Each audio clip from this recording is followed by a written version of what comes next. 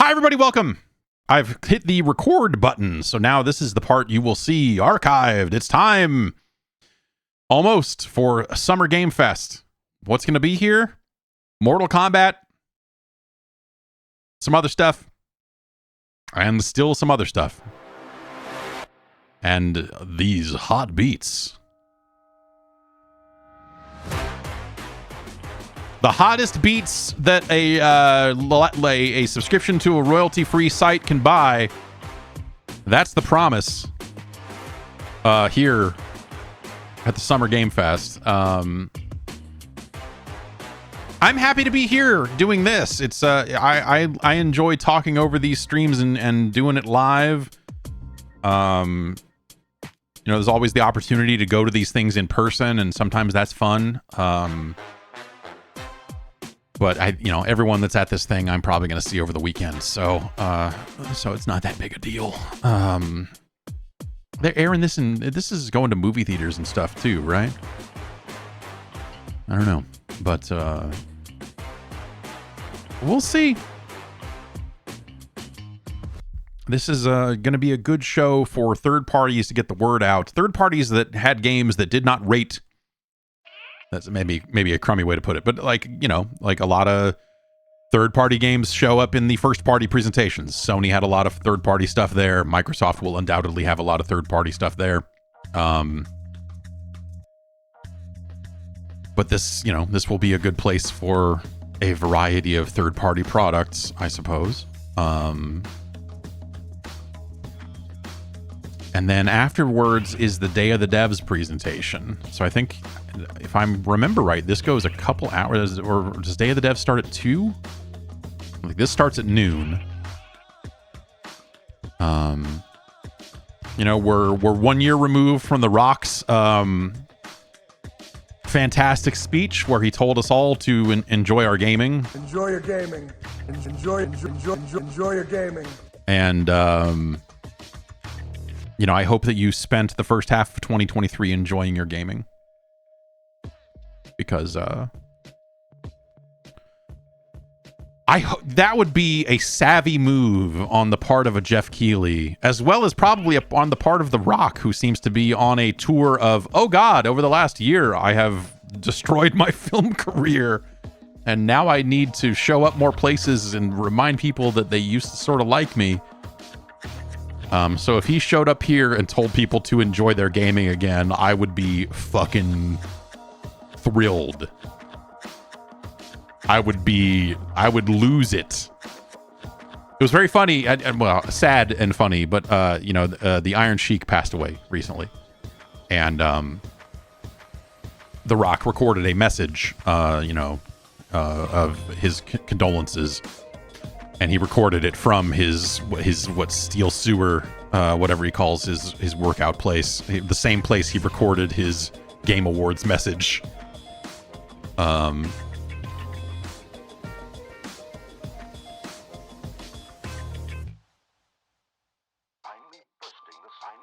Okay. Just about time to go. Let's see what we get. Oops. Dragged a window the wrong way.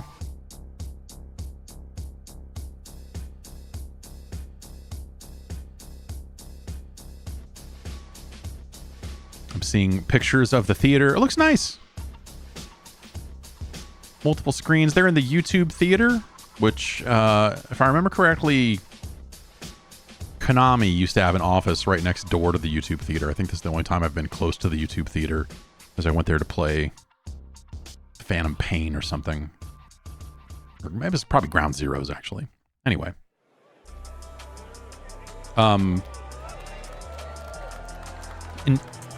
Enjoy your gaming. Enjoy your gaming, everyone. And also, viewer discretion is advised. It is a gameplay debut of a Mortal Kombat game, I suppose. Please welcome to the stage the creator of the Game Awards, Jeff Keighley.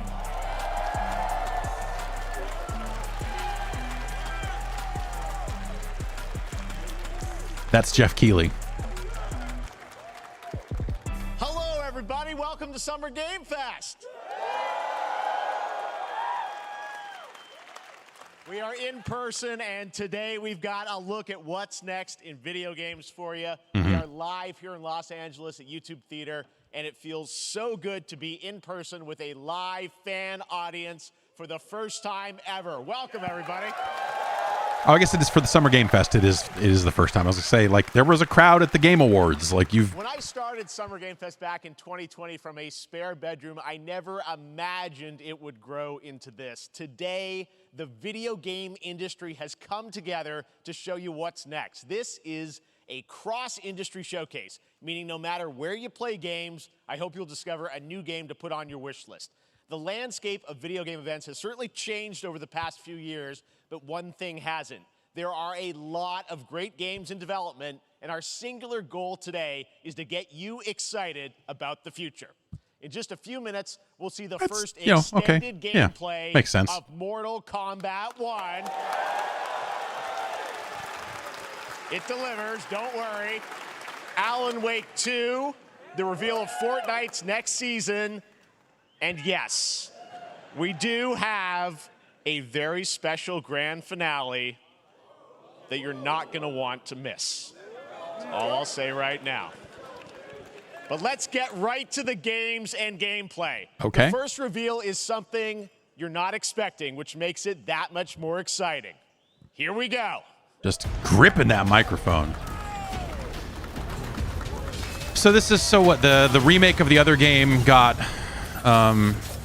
pushed off, and so are they just remaking Prince of Persia 1? Is that or is this an actual new thing? Kidnapped and taken to a forbidden land.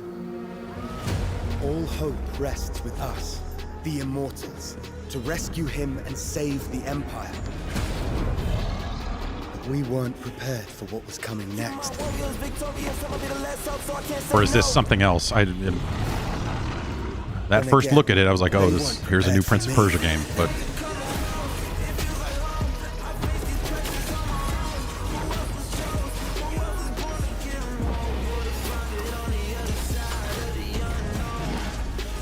Well, probably not a remake of the first Prince of Persia.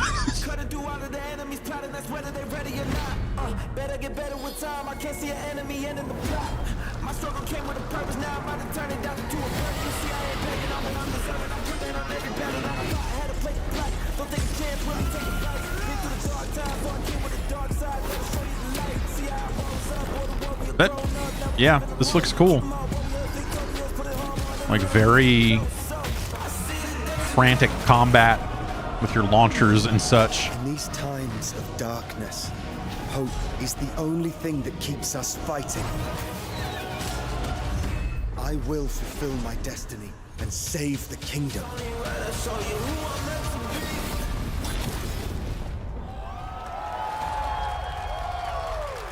All right.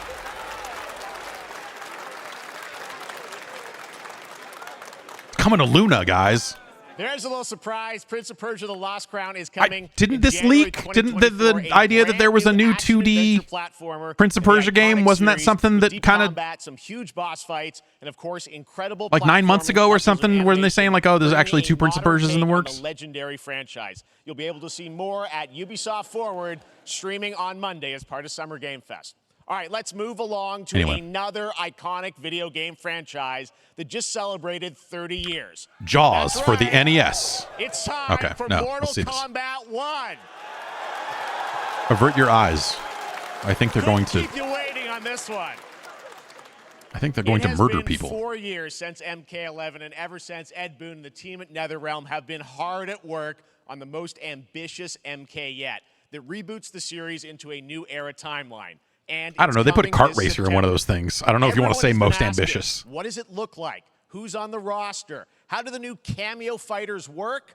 Well, now it is time for combat. No spoilers, but this video is literally insane. Here is an extended first look at the story, gameplay, and yes, of course, the fatalities of Mortal Kombat 1. Let's do it.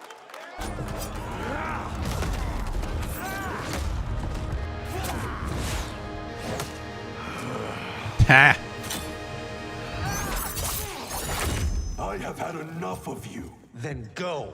before I put you down.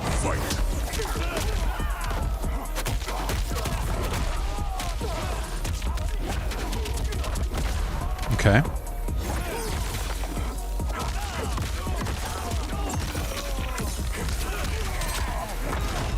Today, you have proven worthy of joining us. Come, there are other champions I must gather. What do you want? That style of juggle combo and all that sort of stuff is very Mine. Mortal Kombat-y. Okay, here we have a modern-looking... Like we were wondering about timeline stuff.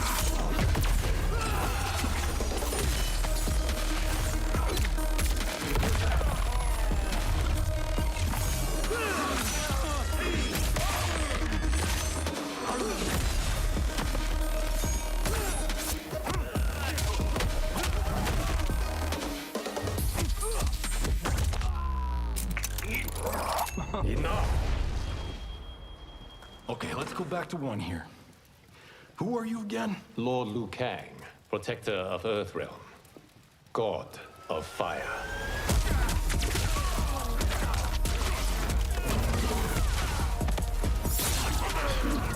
So the cameos are, you know, look like assist attacks, which is, I think, what everyone kind of assumed. These combos look fucking crazy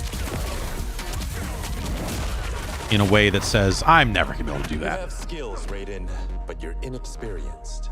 Whatever experience I lack, I make up for in heart.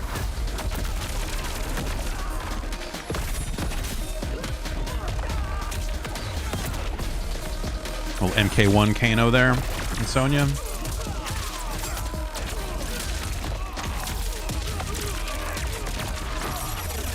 Looks like you can call them in for multiple types of attacks instead of having... I thought maybe you would have to like select one, like an assist type, like MVC2 or something. You will be banished. I only want what's best for you. Or do you secretly covet my throne?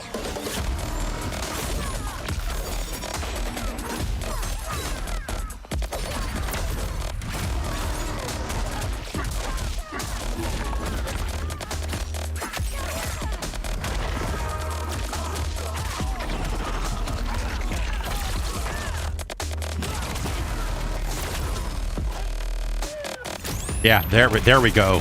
Finally. Finally.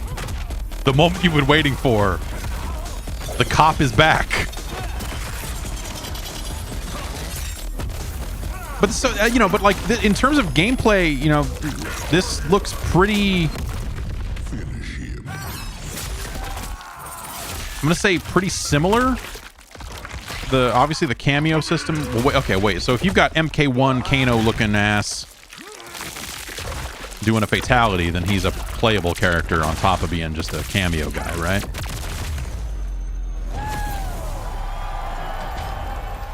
Well, unless there are cameo finishers, which is exactly what that looked like.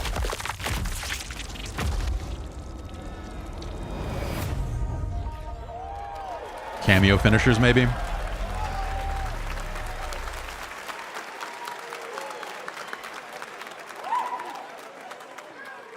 I mean, that was pretty good, right, guys? Now, I'm sure you have many questions about what we just saw, and to tell you more, I am so honored to welcome to Summer Game Fest one of our industry's greatest creators, a man who has been loyal to the same Hideo franchise and Kojima fan base for more than 3 decades. Please join me in welcoming to Summer Game Fest the creator of Mortal Kombat, Ed Boon! Enjoy your game, man.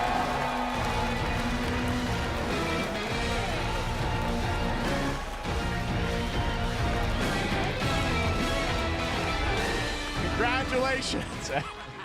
They love you. All right. Well, Ed, first of all, thank you for that incredible world premiere. We got to see all of the gameplay of MK1, and everyone just wants to know more about this because, first of all, this is it's MK1, right? It went from 11 to 1. So tell us about this. Is it a new timeline? Yeah. I don't know how many people have seen the ending of Mortal Kombat 11. Liu Kang basically was kind of graduated into, like, you know, a fire god, right? And he created a brand new universe. And this universe, this is why we're calling it Mortal Kombat 1, is because this is the beginning of a new timeline.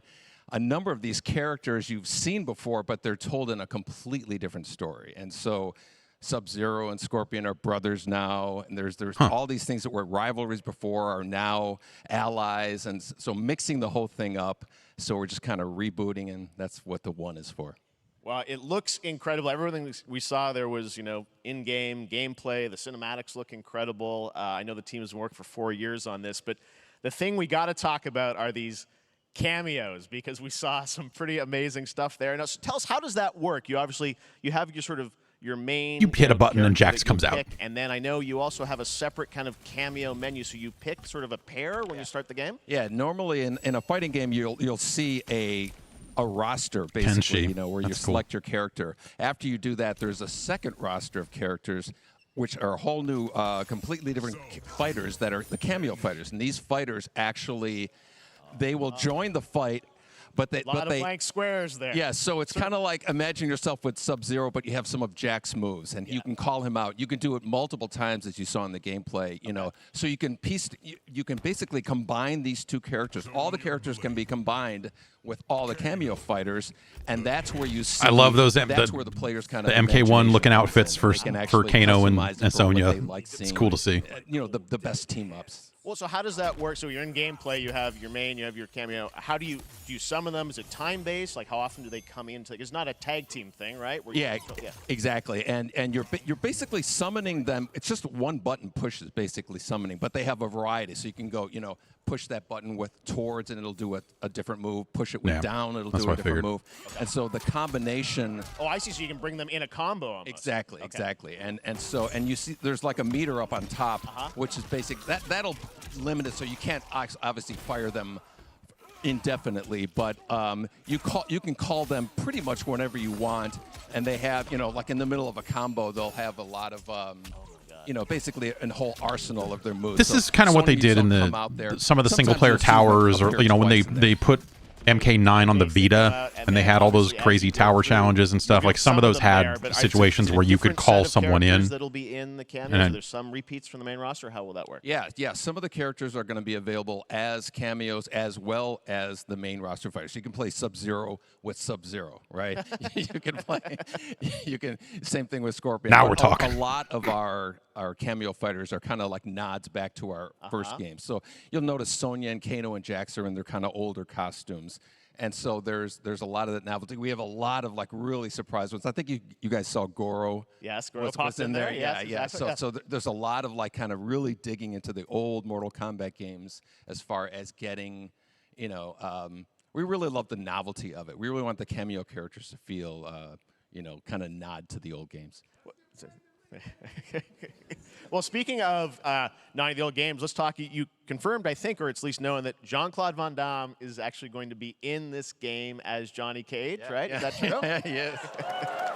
That was, people don't know the story. I mean, Bloodsport was such an inspiration for Mortal Kombat, so he finally is now part of it? It's a huge first full circle moment. The first Mortal Kombat game, we originally wanted to be Van Damme, the video game, and that never really worked out.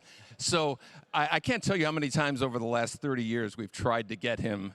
We were this close, like 4 or 5 times. And so finally we got him, and he's doing the voices too. Wow. So you're going to hear Jean-Claude, his voice doing Johnny Cage lines and stuff like that. We're really excited about it. Wow. Well, I know the team has been working so hard in Chicago to build this through COVID, and it's coming out in September, so we don't have to wait long, right? That's right. This has been a very difficult secret to keep over the last 4 years. I mean, and so, but we could not be more excited in terms of getting players' hands on it.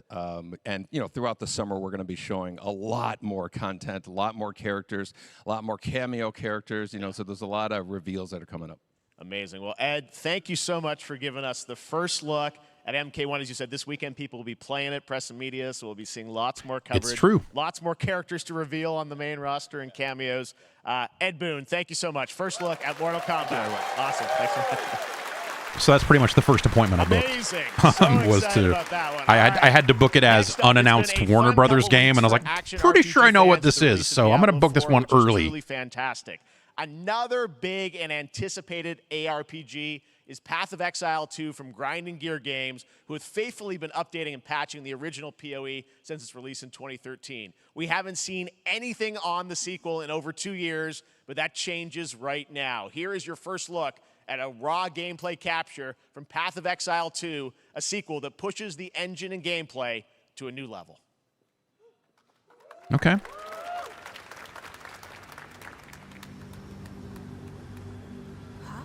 Where are the guards? Hey, you! What's going on?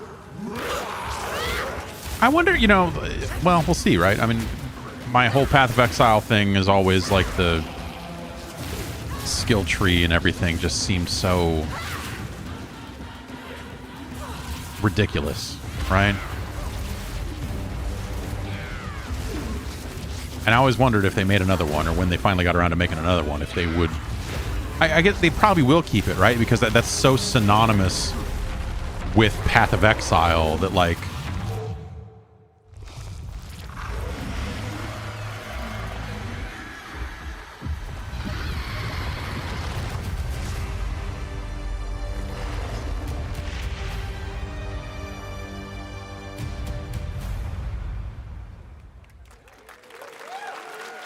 oh, it's so this is like a 2.0, like it's replacing the existing game. Okay, Last then week marked the release of Street Fighter VI, a game we featured last year at Summer Game Fest. I've heard of it. Well, the team at Capcom has an important update to share with you right now. Now you can buy the costumes, and now the battle pass is out. Right? I mean, is that? Oh Jesus, Cyberbots 2, finally.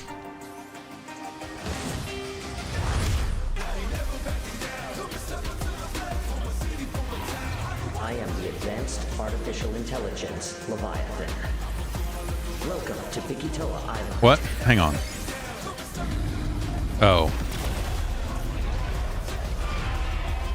So you can play as Ryu in Exoprimal? Wait.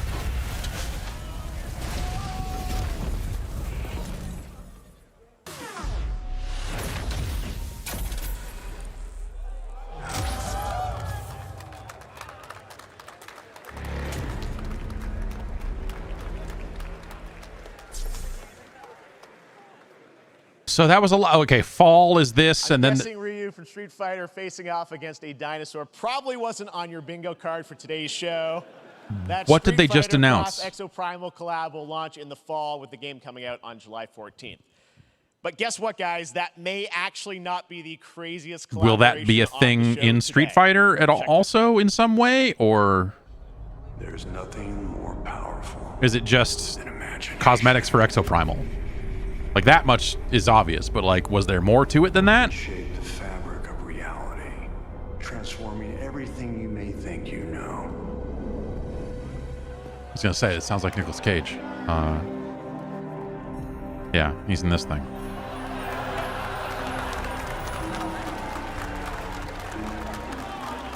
They already announced this. That's right. Yeah. Nicolas Cage is coming to Dead by Daylight in July. I mean, I don't know how these things happen, but I figured the easiest way to find out is probably to go right to the source. There you go.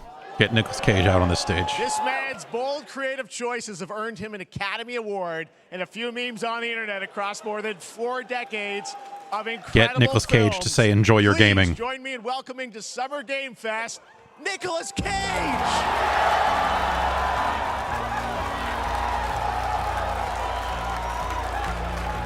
Fucking A. Fucking A, Nicolas Cage. Thank you, everybody. Thank you. Happy to meet you. Nick, I gotta say, welcome to the video game world. Oh, wow. Yeah, thank you. I'm so happy to be invited to your very, very cool club, everybody. Enjoy your gaming. Finally, I mean, I gotta say, this is such a crazy, unexpected collaboration. I gotta understand, how did this come about? I mean, some people be like, oh, maybe he'll show up in Fortnite. Maybe he'll be in a Hideo Kojima game. But Dead by Daylight, I mean, how does this happen? That fucking Well, piece of... No, like, wait, what are you saying about Dead by Daylight here, Jeff? Right? And when I make movies, one of my favorite genres is horror. And in this, and in that genre, there's a character, a murderous ghost named Sadako, who I think is amazing. And she made an appearance in this game, so that was good enough for me. Okay. That's what, yeah, I mean, that's what's fun is you're playing one of the survivors in this game, and it's cool that, you know, it really is this museum of horror. Michael Myers, you said all these different characters all coming together. And you play yourself, or who do you play? So I play this heightened exaggerated version of a film actor named Nick Cage. Seems to be doing that a lot lately. He's going to a location thinking he's making a movie, and instead he wakes up in the fog. And in the fog, he's surrounded by crows and serial killers, and it's rather amusing. And there's something about it that I think, as a survivor, is like a bonding experience. It's a bit like hide and go seek. You have your 3 other teammates who are survivors with you, and it's teamwork. You're working together to pull through, and I like that. And so that was a large reason for wanting to do it as well. That teamwork. Okay, I'm in. Friends. Yeah. And you're fully in for this. I know we heard your voice in there, so you recorded lines for it and everything? See, I want you to know when you're playing the Nick Cage survivor, I even have when you're choosing your skins, I even say, always remember to dress to match your talent. I want you to know that you're with me, that we're one, that we're fused. And so it was important to me that everything I do, everything I say, from the scream to the grunt, down to the most minimal, exasperated expression of a sigh, whatever it is, it's my voice, so that we are fused. All right. Fully method, Nick Cage. I love it. Good. I mean, fully this is engaged. So fun. This game, as you said, with is the thing. such an awesome kind of collaboration with so many different characters. For you, I mean, how did you find out about Dead by Daylight? Do you know much about the video game Somebody world? very important in my family is a Dead by Daylight enthusiast, and that really put the hook in, pun intended. See, Dead by Daylight to me was an opportunity to branch out. I've never been invited into this space before. Yeah. I'm always looking for new adventures. So this to me was like, wow, I can make a whole new audience, meet a whole new revenue, and branch out and go on this Dead by Daylight adventure. I didn't say it took me nothing but a split second to say yes. And speaking about split seconds, what what I noticed, excuse me, sinuses, allergies. What I noticed was that every move you make when you're doing this, when you're in the gaming space, it's timed down to the split second. It's a very immersive experience when you're acting out in this space, because every move, every grunt, every sigh you make has to be timed perfectly with the gamer's moves. So that was something that I learned from this, and I'm always looking to learn something. Well, we love having you in the video game world. We want to see Nick Cage in more games. Thank you. I mean, if Kojima's backstage, just get him in the same room for 20 minutes and something will happen. Hopefully the first Betty. Nicolas Cage, great to see you, man. Awesome. There you go. Lock it in. Put it there. All right. Yeah. Fuck. Yeah. All right. Yeah. I see ya. Now, Good to. Yeah. Great. Play Nick Cage in Dead by Daylight. The chapter officially comes out on July 25th on PC and console. But PC players can try it earlier by downloading the player test build on July 5th. And here's an exclusive first look at Nicolas Cage in Dead by Daylight.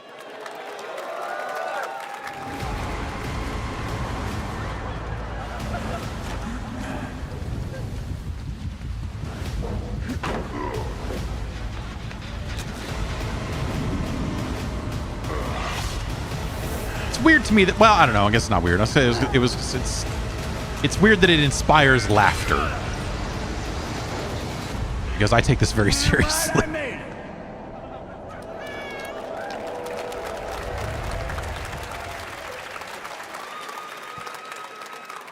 Anything goes here at Summer Game Fest. All right, thank you very much, Nick. Now, lately we've been seeing an incredible number of video game adaptations. But back in 2019, The Witcher on Netflix, inspired by the Witcher book series, showed the potential of well-done adaptations. And later this month, Season 3, Volume 1 arrives, and now it's time for the world premiere of the trailer, introduced by Henry Cavill and the cast. Witcher fans, we are all gathered here today to share something with you. Be sure to tune into The Witcher Season 3. Volume 1 Volume 1 debuts on June 29th, only on Netflix. Get ready to watch the world premiere of our brand new trailer for Season 3 of The Witcher. Thanks for tuning in to the Summer Games Fest. Why did we need the? I mean, okay, I guess it's like a custom thing where they say the word Summer Game Fest, and that, that ain't nothing. But neutrality. I just okay. Sure. Statue. Renting out these theaters and getting all these people, and it's expensive. It'll certainly help in keeping you. It's expensive. You gotta get some money coming in to do these shows. I won't abandon Siri. Neutrality has consequences. Hey Siri.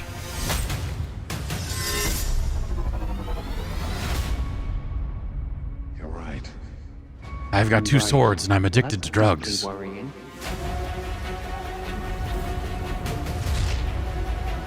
Everything that's happening. Yeah, was this any good? I don't. This is It's all connected. So this is the last season with Henry Cavill because he got jerked around by If war is coming, there is no hiding her. DC on the Superman shit. You sure about this? Are you?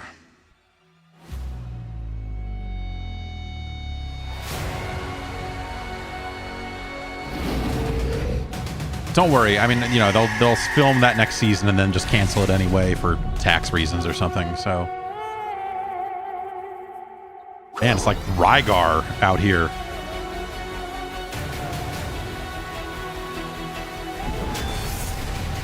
History has a way of repeating itself.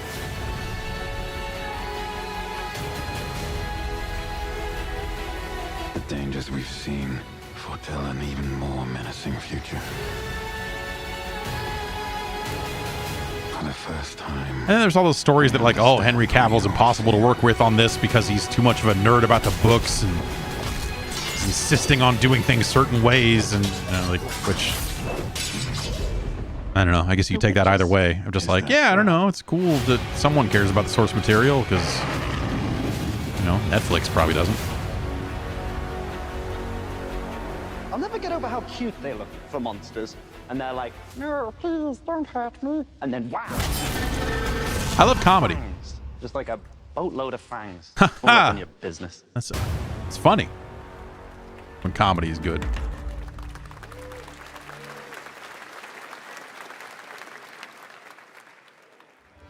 You say The Last of Us was huge. Yeah, but this doesn't sound like this is anywhere in the same league as The Last of Us.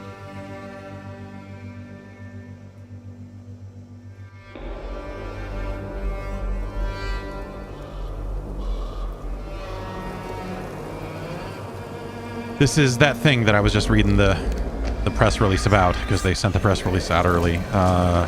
Witchfire. Not The Witcher, Witchfire.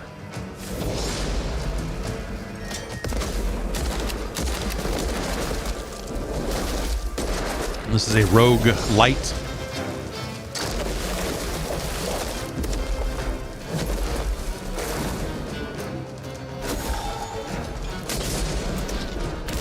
Steven Totillo reporting that the Prince of Persia game is, quote, inspired by the Metroidvania structure.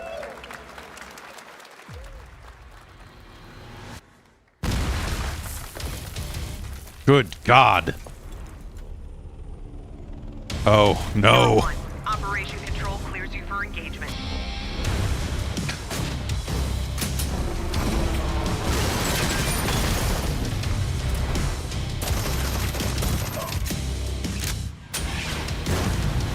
We're gonna make Crossfire work in the West. We'll turn it into a goddamn VR game if we have to.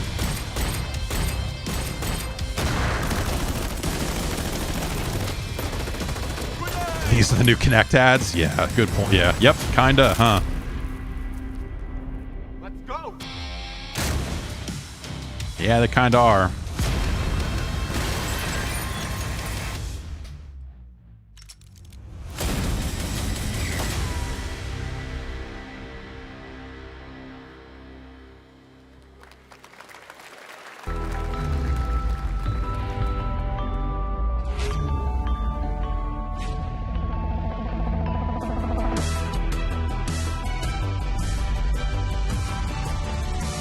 I don't want a curved monitor. That's where I'm at with this stuff. Ultra wide monitors sound interesting, but I don't want a curved monitors. I think they look creepy. Everything. For all time.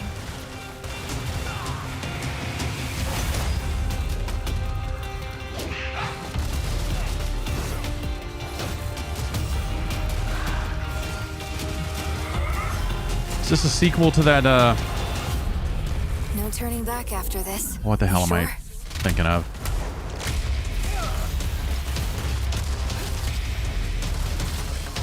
No, probably not. Not Remnant. I was gonna say Revenant. Yeah, Remnant.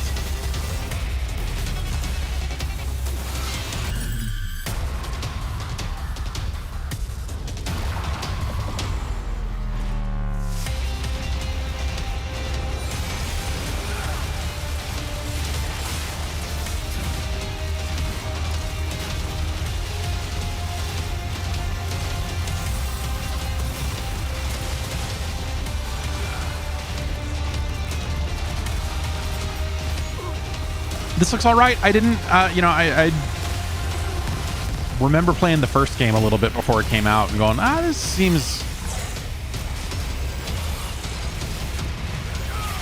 okay. But I never really, I don't know. Yeah.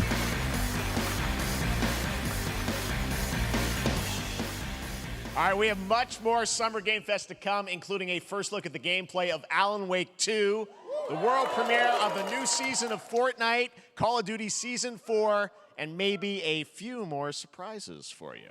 As we go through today's figured it would be a reveals, Season use 4 the trailer hashtag and not the gaming on new TikTok, Call of on Duty. TikTok to react to the news. And we want to welcome everyone co-streaming the show live on TikTok, Twitch, YouTube, and other platforms. Jesus Christ, Those that's of you me. on Twitch, we also have a special Warframe Twitch drop, a free Steinax Warframe for watching more than 30 minutes of the show. Now, speaking of surprises, another legendary gaming hero is set to return later this year in a brand new game built from the ground up in a style that I was think sitting is there going like, to get you mean this like fan Sid Meier base or somebody, like and a gaming longtime hero? fans of Like- video games very excited. Here's another Summer Game Fest global game announcement. New thrills with a classic feel. Global game announcement, not world premiere. Oh God, no.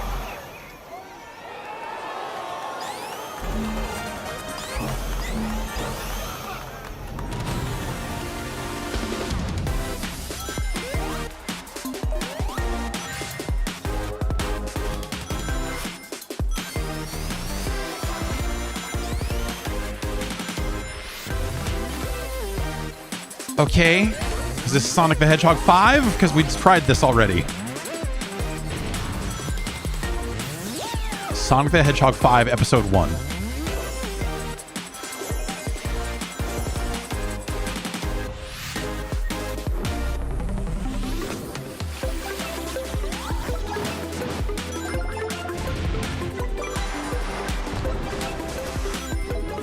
With this Amiga-ass soundtrack, what are we doing?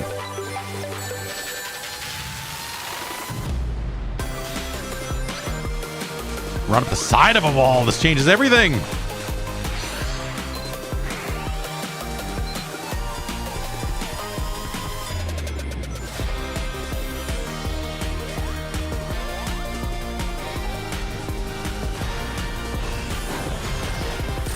That's too many Sonics. That's not, Is there any kind of developer, any like exclusive Amy Rose skin? Oh shit.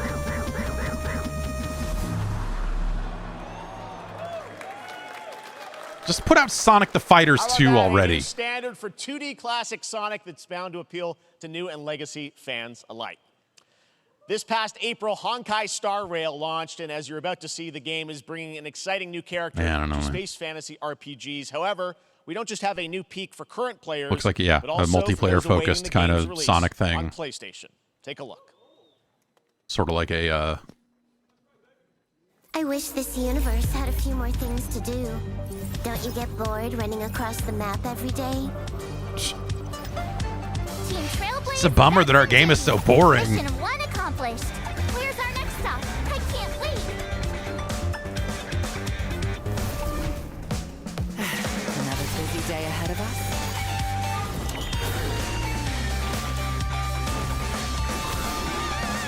To the clouds. Bullets from the boat. The tournament's starting. Great. Let me get warmed up. Strike first. just put out a Honkai Star Rail fighting game. Pleasure. Let's see some sparks fly. With a big arm guy.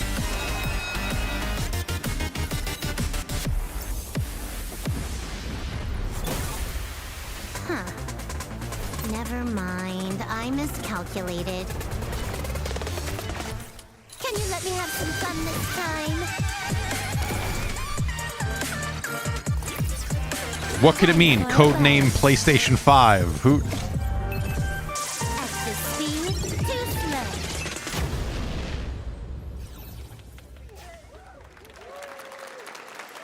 Later this I year thought it was already on PlayStation. All right, console. Inspired by the story of Pinocchio, Lies of Here we P go. is a Yeah. Soulsborne-like Fucking game strap in. from the team at NeoWiz, which is coming to Game Pass, PlayStation, and PC this year.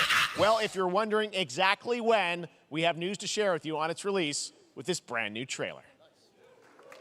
If you're Lies of P, then you're Lies of me. Geppetto's puppet. We need your help. It's so funny. Like it looks cool, but also just from a premise perspective, it's just so much.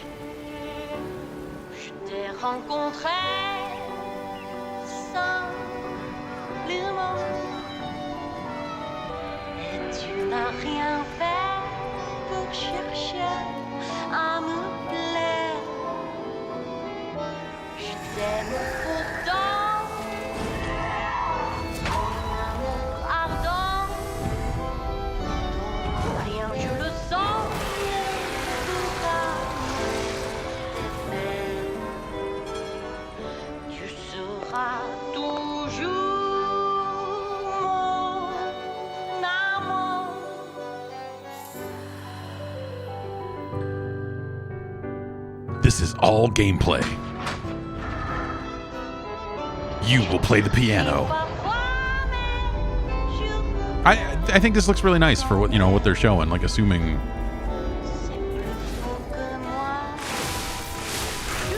All right.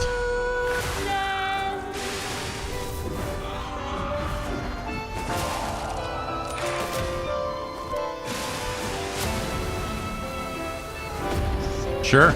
Yeah.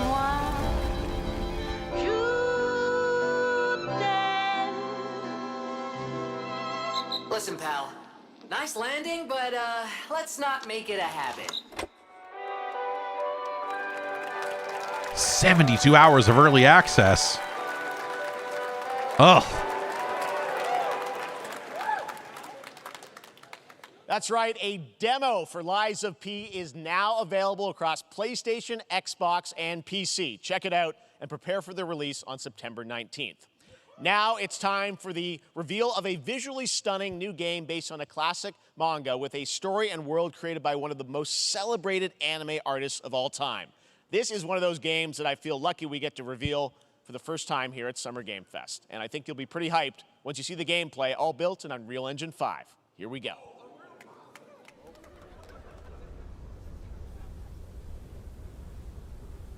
Oh, if only. Someone in the chat said Dr. Slump. Like, yes. Just a remake of that fucking PS1 game.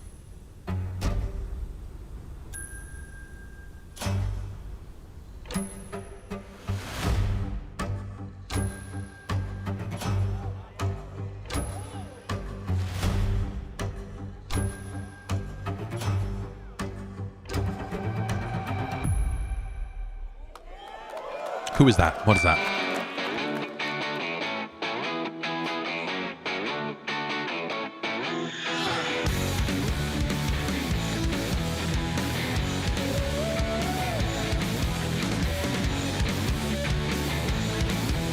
This looks pretty neat.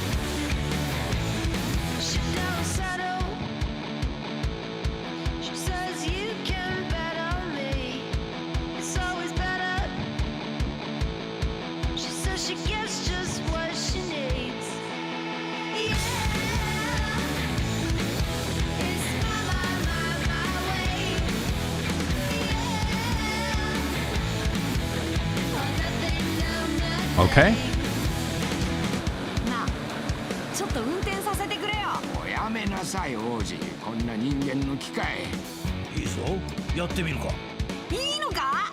Like I say, this has to be Namco, right?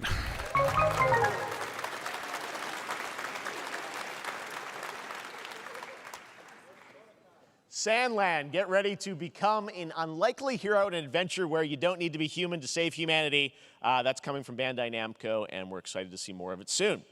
Independent games are such an important part of the industry, and one thing that's very important to us at Summer Game Fest is supporting those creators as well.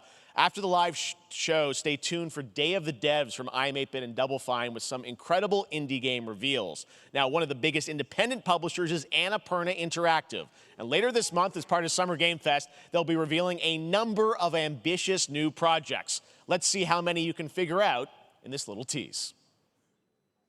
Set 7.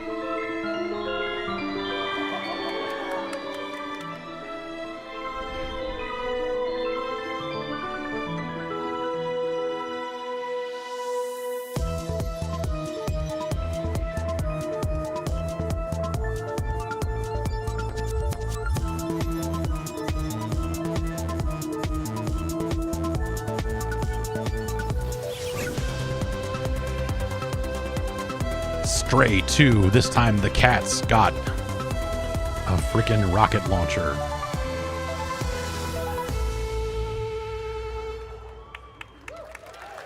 I feel like Annapurna kind of took some hits there. Like they were I wonder what that was at the end. felt kind of untouchable for a while there. And Next, just, we're I don't know, stepping into the man. world of Throne and Liberty, a free-to-play PC and console MMORPG from NCSoft and Amazon Games with an always-changing environment, massive scale, PvPvE, and the ability to transform into creatures to battle across land, I love to transform sea, into and creatures. air.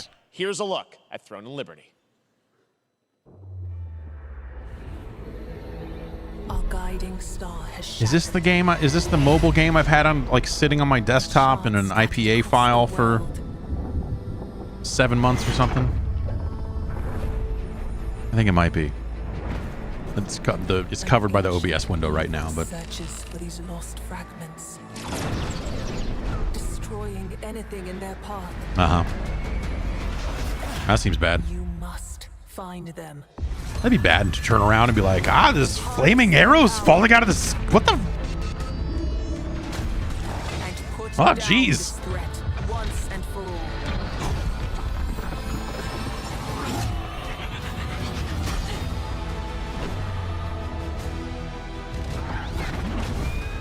Yo, that lady turned into a bird. And then back into a lady. The storm is coming.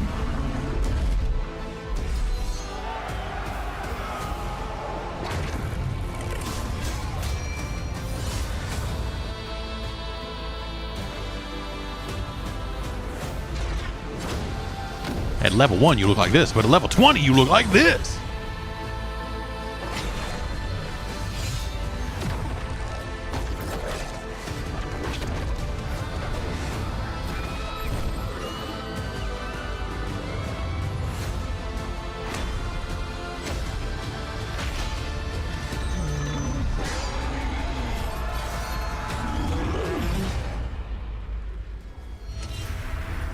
All right.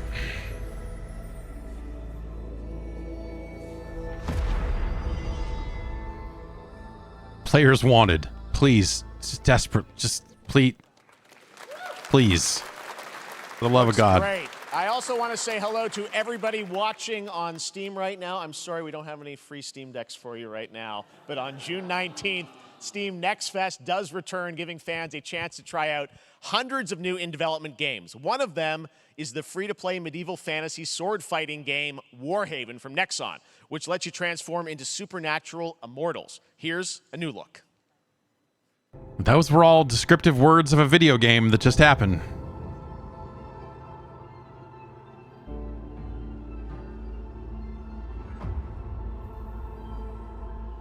Hear the battle call, cities rise and empires fall, but it's a war worth fighting. We're taking up our arms, hold the line up, here we charge, and we keep on fighting. Sometimes video games just look like video games, you know? I don't know how else to put it. Just look at it and go, yeah. Okay. Like none of, you know, it doesn't look bad, you know, you don't look at it and go like, this looks terrible. It's just, you just look at it and go like, yeah.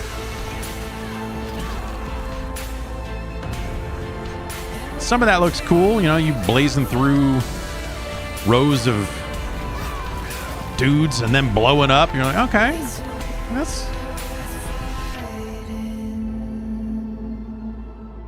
it's kind of cool, I guess.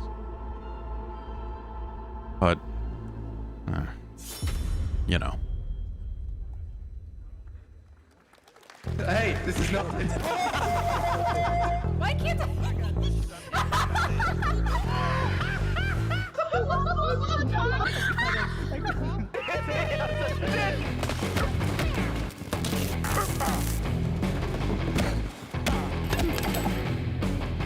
Party animals. This was this the Game Awards as well?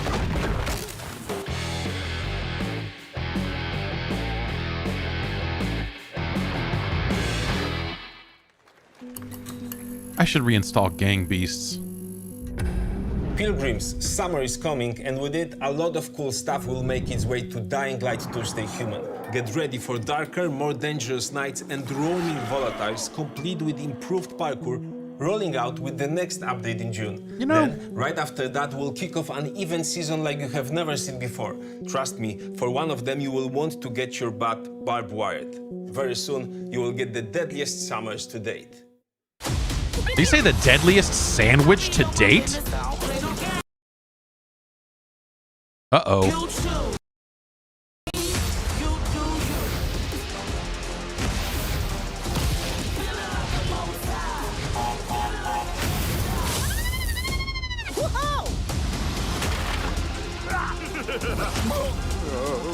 Right, this... okay.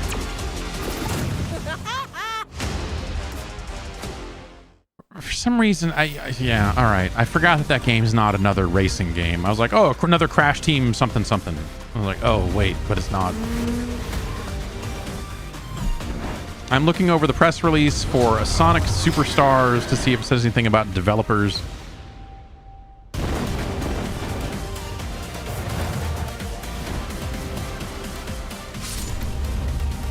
It does not seem to say anything about who is making that game.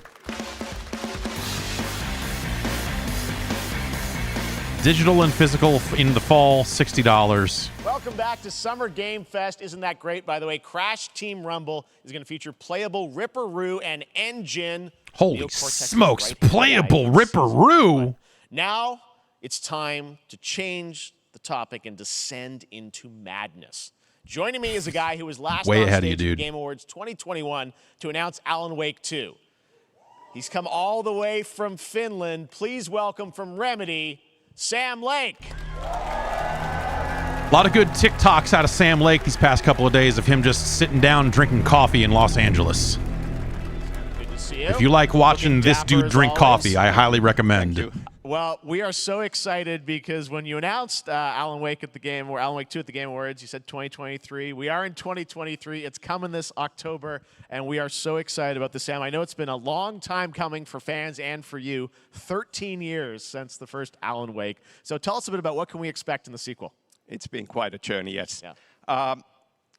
Alan Wake 2 is Remedy's first survival horror game. We have two playable characters. It's a 50-50 Alan and Wake split between them. They are on their own separate terrifying journeys through two different worlds, and yet it's all connected. And the player gets to switch between them at given points in the story as they choose. Yeah, we saw, obviously, at the PlayStation event, you revealed Saga, the second character.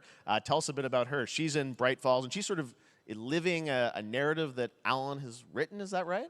Well, that's a good question to ask going into this. So, yes, we have Alan Wake. I mean, if you want to fucking spoil the thing, from the shit, man. Of the Dark Place. Yes. And then we have Saga, our new hero, FBI agent, coming to the Pacific Northwest small town of Bright Falls, together with her partner, Alex Casey. Okay. So how, and they're somehow linked in some way, right? They are coming to investigate a series of ritualistic murders. Okay.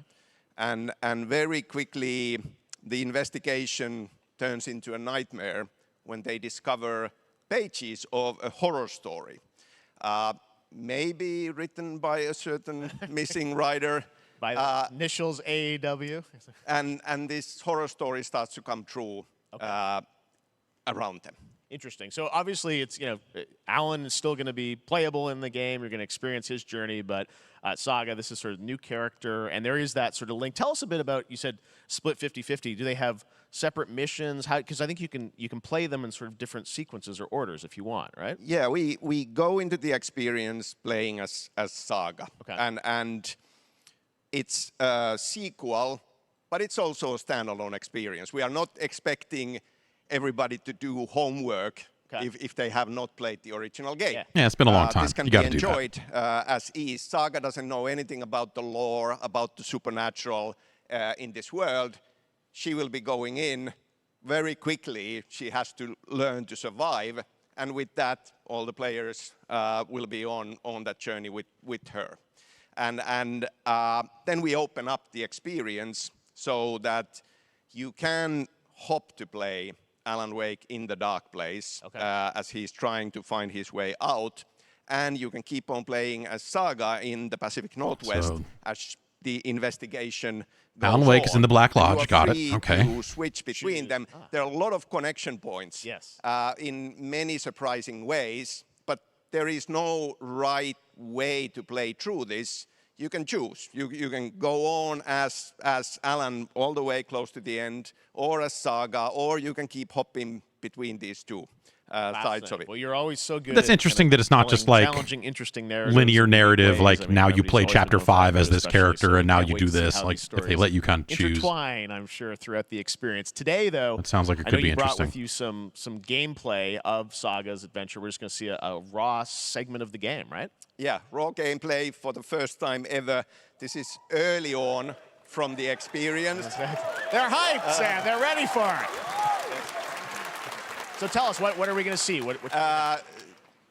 Supernatural forces of darkness have Stolen all these the murder batteries, victim, in and this case, you got to get them back. to life as a monster. And Saga is outside Pride Falls at Cauldron Lake, trying to find him and stop him. Okay, with that, let's take a look at raw, unedited gameplay from Alan Wake 2. Thanks, Sam. Thank you.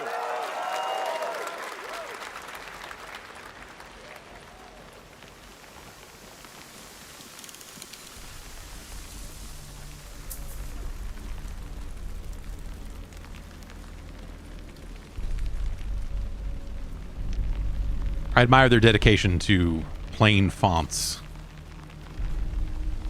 and HUD stuff, like Control had, kind of.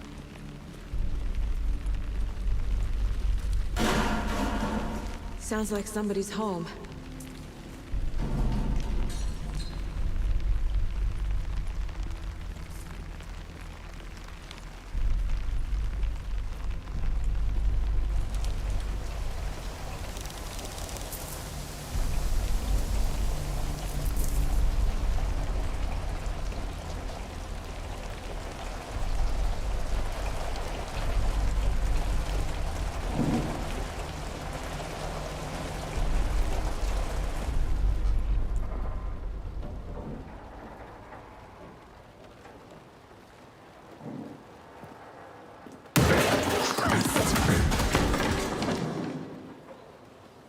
Okay.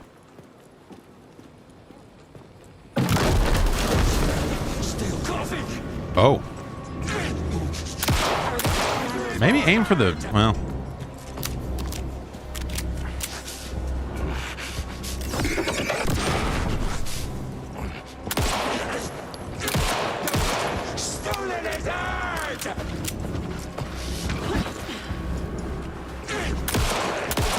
So did that beam? Okay, yeah, so that's burning a meter. A cultist. A monster. Igniting. To hit him with the crazy light. Got your flashlight, but then you got your meter burn. The EX flashlight. EX flashlight into pistol.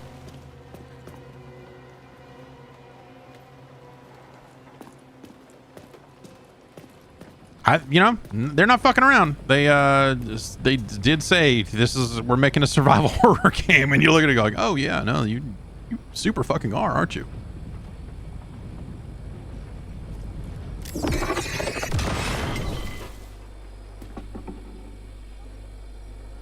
The text on the heart is clearer now.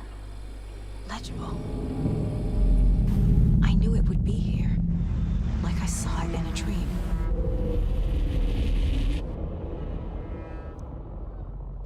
I'm glad you're on this case with me, Anderson. Killer left a message. It's for us. We were all trapped in a horror story. The horror story wanted us dead. There's something I'm forgetting. Something important. Something's not right. Looks very nice.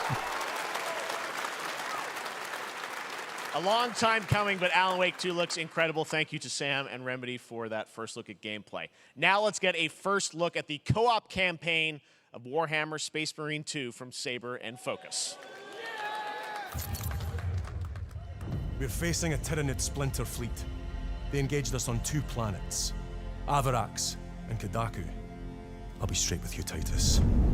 I have my reservations about your reinstatement. There could be questions. Will that be a problem? No, Captain.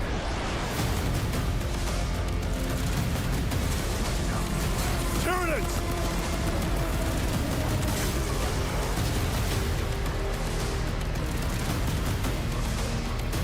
My pledge is eternal service. Xenos inbound! Eviscerate. It's a lot of guys. A lot of guys on screen. Come forth and be slaughtered.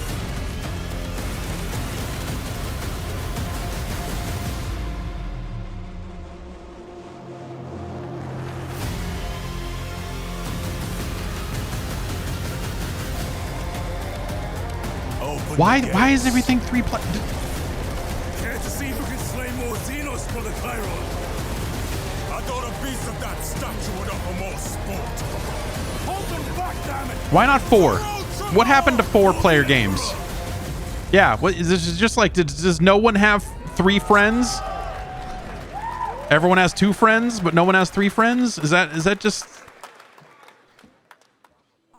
when 3-player games first started coming out, 3-player co-op stuff, I was like, that's cool.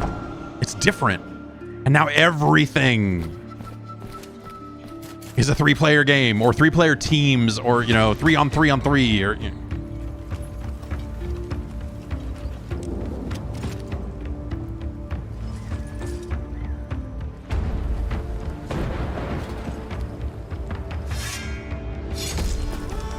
is a situation where you're just like, well, I mean, you got healer, DPS, and tank. So 3. If we come up with 4, then it's not only do you have to find another human being, but also we got to come up with a 4th class. Who has time for that?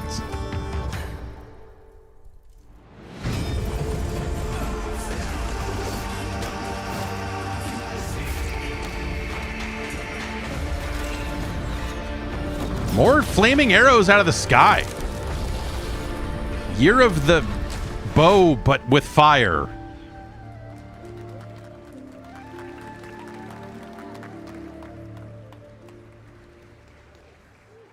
Beautiful indie game, yes, Your Grace, Snowfall. Now it is time for another global game announcement, and this one comes from the minds of Saber GGA. Interactive, Focus Entertainment, and yes, horror master John Carpenter. It's a brand new world, a brand new story, and looks like a heck of a lot of fun. Check this out.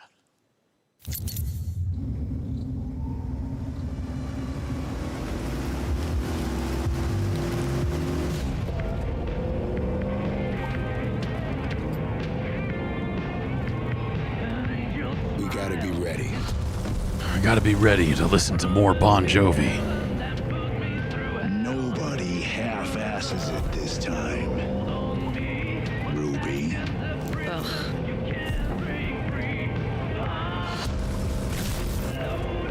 On my This is a cover. This isn't even the real song. 5, 4,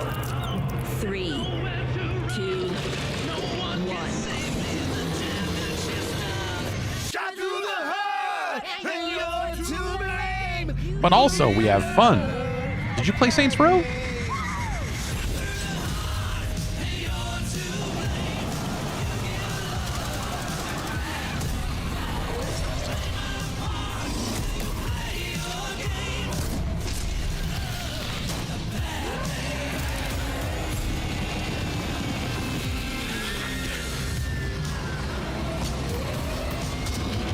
The vehicle aspect of it's kind of cool. Like guys all over your vehicle and everything.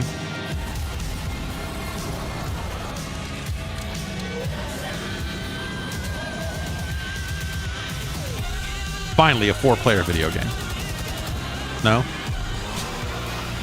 There were 4 people in that car, right?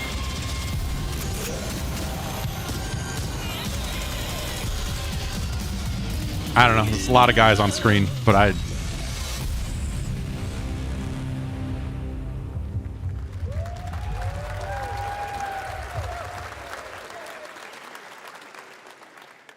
More unexpected collaboration. Sean Carpenter and Saber with Toxic Commando. That looks tons of fun. You guys think any of those zombies made it? I don't know. All right. Well, this August brings the long-awaited That's a good full question. 1.0 release of Baldur's Gate 3.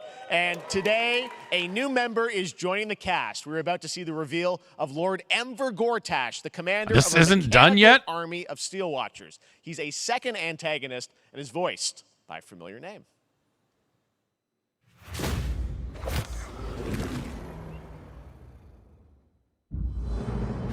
Enver Gortash.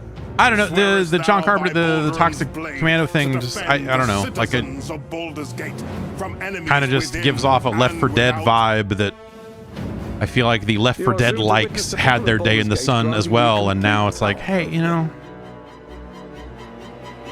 A new age is upon us. Gods have mercy on those who would stand in our way.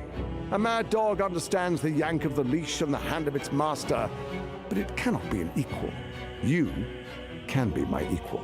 There's an old wisdom. A brittle alliance can never be mended. It can only break. I want to lead this city to glory, not scorch its earth. Friends, allies, to my side. Let us usher in a new dawn. This city is mine. I'm not ready to call you enemy. What do you say? Shall we be allies?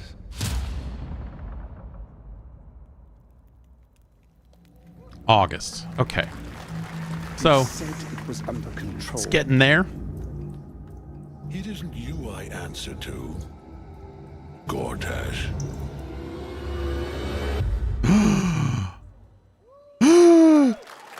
Was that Drizzt? Baldur's No. Gate 3 is on track, Sven tells me still, for the end of August, and we can't wait to check that out. All right, this fall, Marvel Games and Insomniac are set to bring Spider-Man 2 exclusively to PlayStation 5.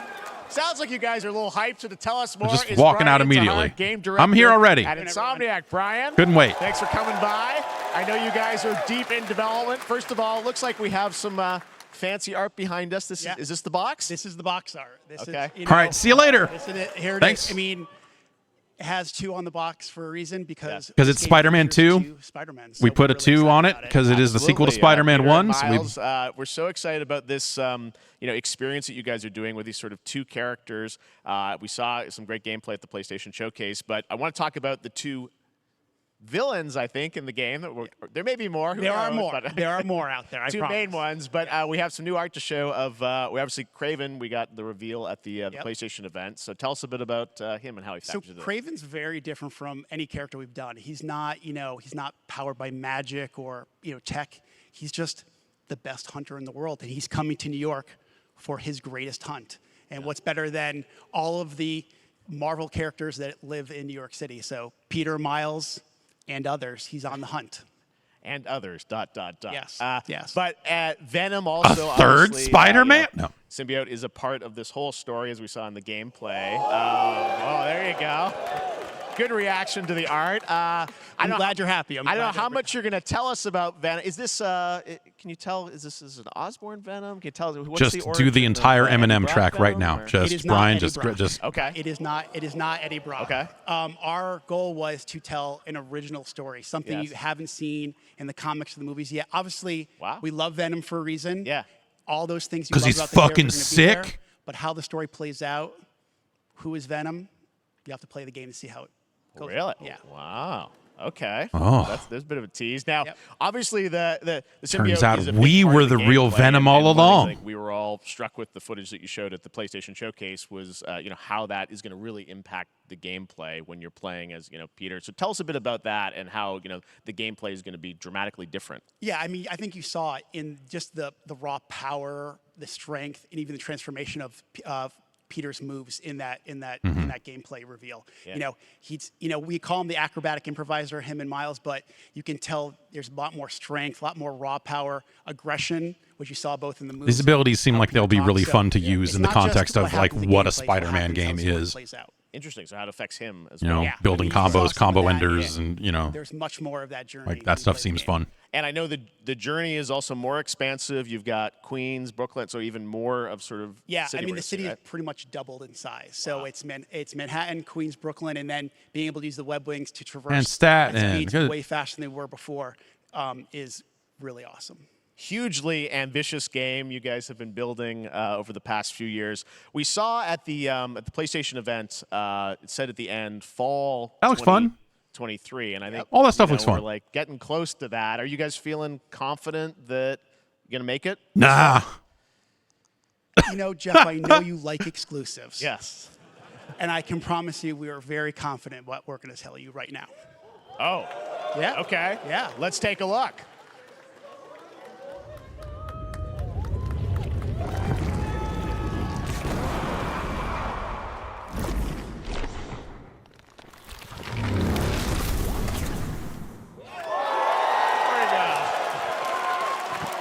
Nailing it. October 20th, Spider-Man 2, exclusively for PlayStation 5. Got it. Awesome. Well, Brian, thanks so much for Thank you stopping very by. much. I know Cool. you got a lot of work to do. Wrapping up the game, and we'll check it out in October. Yeah, all right, I Thanks, gotta go. Brian. October We is got soon. our date. All right. Now let's take a look at Pal World, a multiplayer open-world survival crafting game where you can befriend and collect mysterious creatures called Pal, who can also fight. It's just like a series of Pokemon game-adjacent with guns. words, And just like power is game-adjacent. then we're This, gonna this, look at the that. Land of the Morning Light, a new expansion like, to I Black need to Desert lay down. Online, which recreates the mythical folktales from Korea's Joseon dynasty, and some huge bosses too.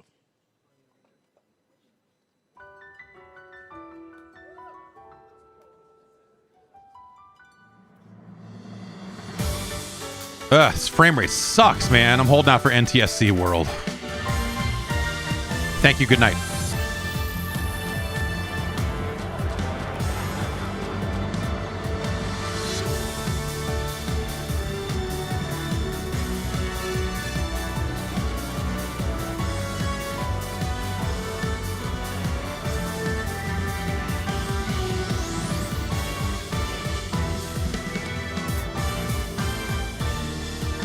We done went and made a bootleg Pokemon game, but also gave it Breath of the Wild HUD and the glider.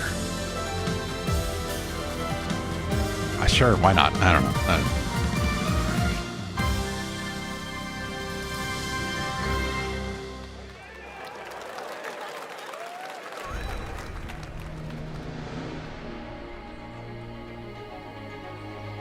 They showed that before, right? I feel like with the Pokemon What Got Guns, that's not the first time we've seen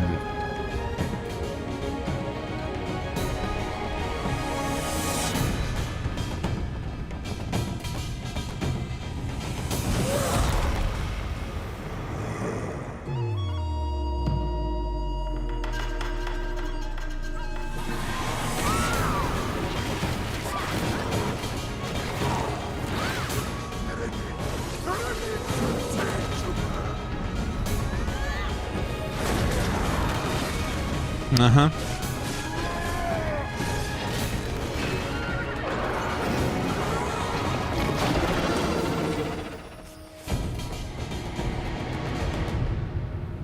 Oh, okay.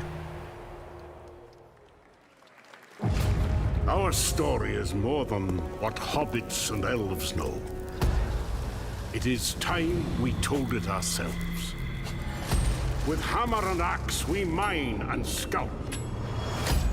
Across Middle-earth, delving for riches.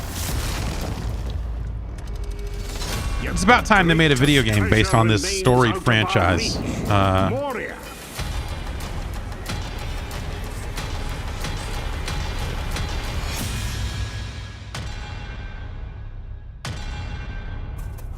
It's just like, is Lord of the Rings in, like, is it about to enter, or has it entered that same era that Warhammer got into, where there's just like 5 more games announced every show? It's time we took back our home.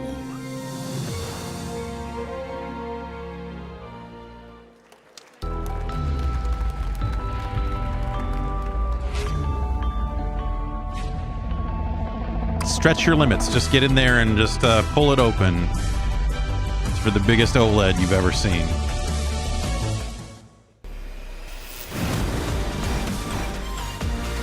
Psychonauts 3? Wait a minute.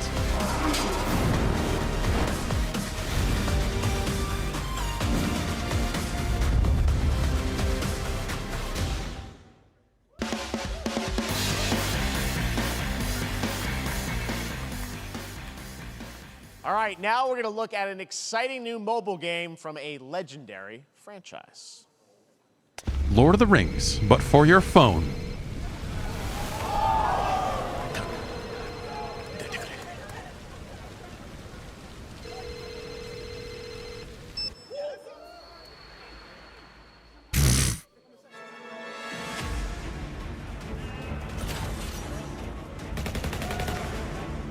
Okay.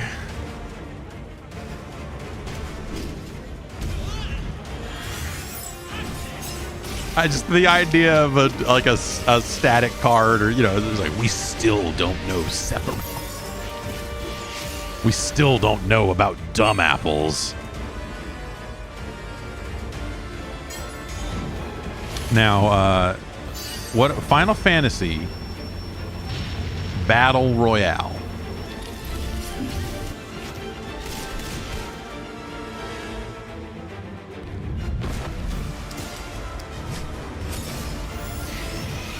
Is that Sephiroth? Is that Sephiroth? I don't know him. I don't know who he is. There it is. This is Sephiroth. Right? I don't know who that guy is. I don't know. It's like a bootleg Kenny Omega or something. I don't know.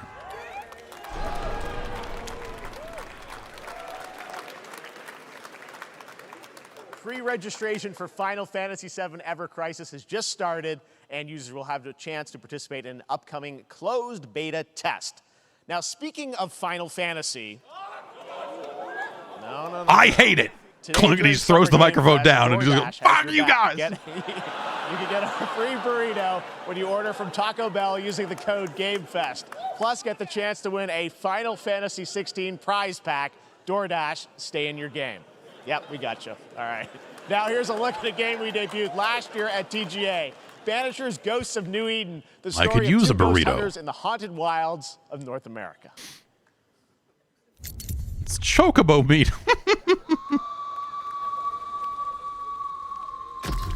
Life to the living. Yeah, hit this vape, man. Death to the dead.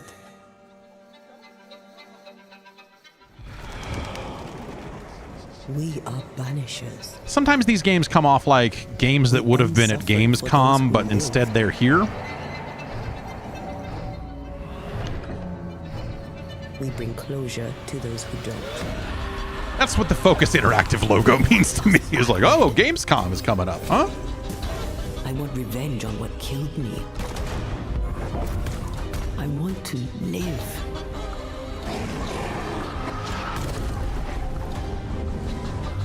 As the man says, we face a choice, simple and awful.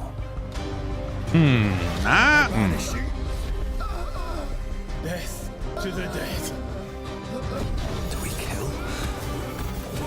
To be together again?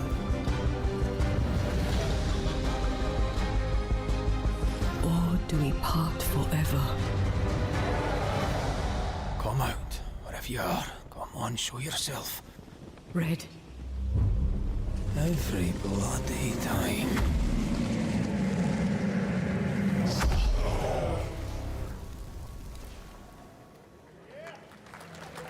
end of 2023 is an interesting way to kind of put your window. The Undertaker Nope, wrong just button. picked up the Twisty Cuts. ある人物を警護していただきます。頼みましたよ。コードネーム。 This stuff leaked, right? Is that what it was? Or 大丈夫か。お待たせしてしまって。トラブル発生。車はまだか。到着まで3分。何があった？お前らも今回り右すりゃ無事に帰れる。さもなきゃこれから起きることは全部お前らの選んだ結果だ。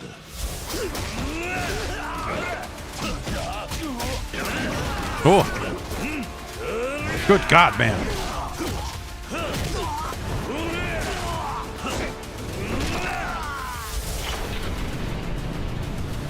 Fuck yeah, man. That all looked so good.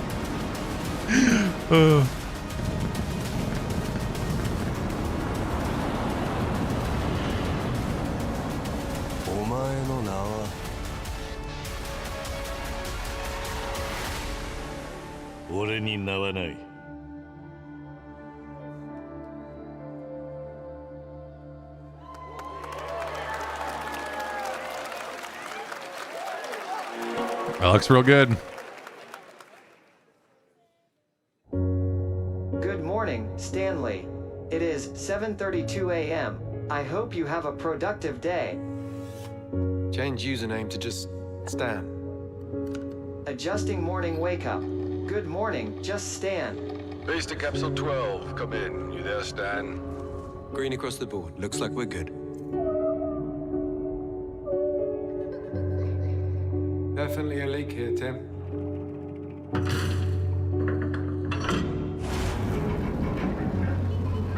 What? How long has it been now? 3 years. 2 months and 17 days. What sort of operation are they running down here? I like cool, weird little submarines. Someone there? This doesn't make sense. It looked neat. Someone else down here.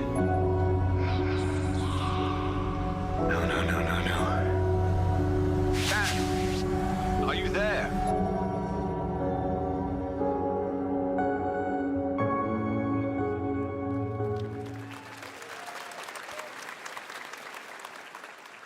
It's a beautiful new game, Under the Waves, and today, incidentally, is World Ocean Day. Fun fact. All right, next, Call of Duty. Right. Well, there's a new Call of Duty coming this fall, along with Warzone Mobile. Today, we're going to give you the first ever look at Season 4 of Modern Warfare 2 Warzone, launching next week. Here's your first look at Vondel, a new Warzone it's like a new location map. with points of interest, Like a including medium-sized medieval map. castle, a soccer stadium, and an abandoned zoo. Yep, it's all happening. Check it out. Here you go. Thank God the zoo is abandoned.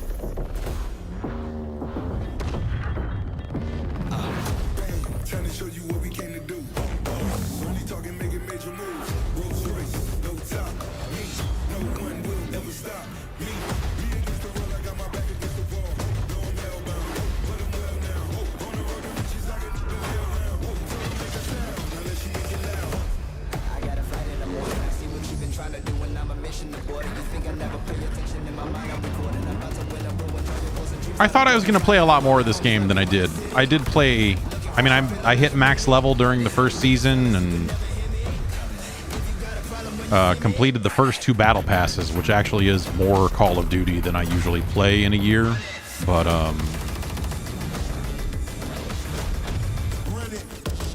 I fell off ultra hard after that.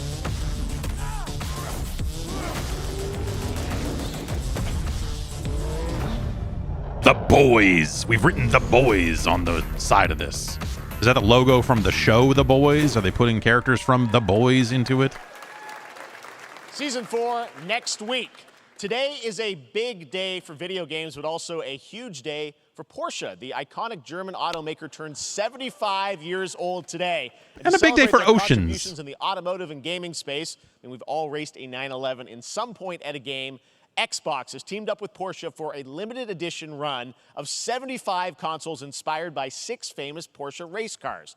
And I'm thrilled to debut the first design here today inspired by the Porsche 963 that's racing this weekend at the 100th running of the 24 hours. Is it going to be the same shape as an existing Xbox, but like just a color scheme? Because that'd be hilarious. It was like, oh, look at this Porsche. It's a box. We made a box look like a Porsche. We made this big slab rectangular fucking thing.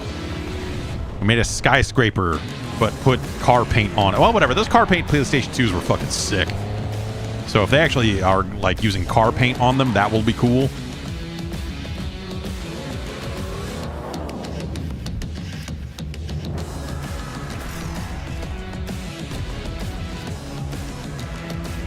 Okay. Nothing's, yeah, real sleek. Real sleek, Porsche like a fast Xbox race Series car. X. These That custom consoles fucking are not for giant sale, but you can fucking enter for a chance to refrigerator win ass one right thing. now at Whatever, man. I like the look of the Xbox Series X just fine. But the idea to say, like, it's like a race car. Like, no, it's fucking not. Look at this big slab thing. Next, Phoenix Labs are building the next great entry into the cozy farm sim genre. We all like a cozy game inspired by classics like Animal Crossing and Stardew Valley. Previously announced for Nintendo Switch, there's now some exciting news for PC players too. Let's take a look at Fae Farm. Dear friend, life in Azoria's been treating me well. Days pass so quickly. Before I know it, they turn into seasons. It's been a breath of fresh air. I think we found a way to get cozy and settle in. But there's something more I've been itching to explore.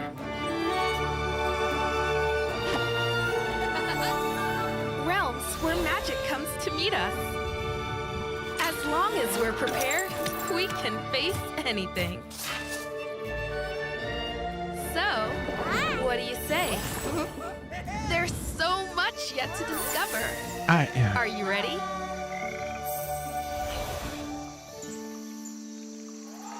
Is that the My Little Pony font?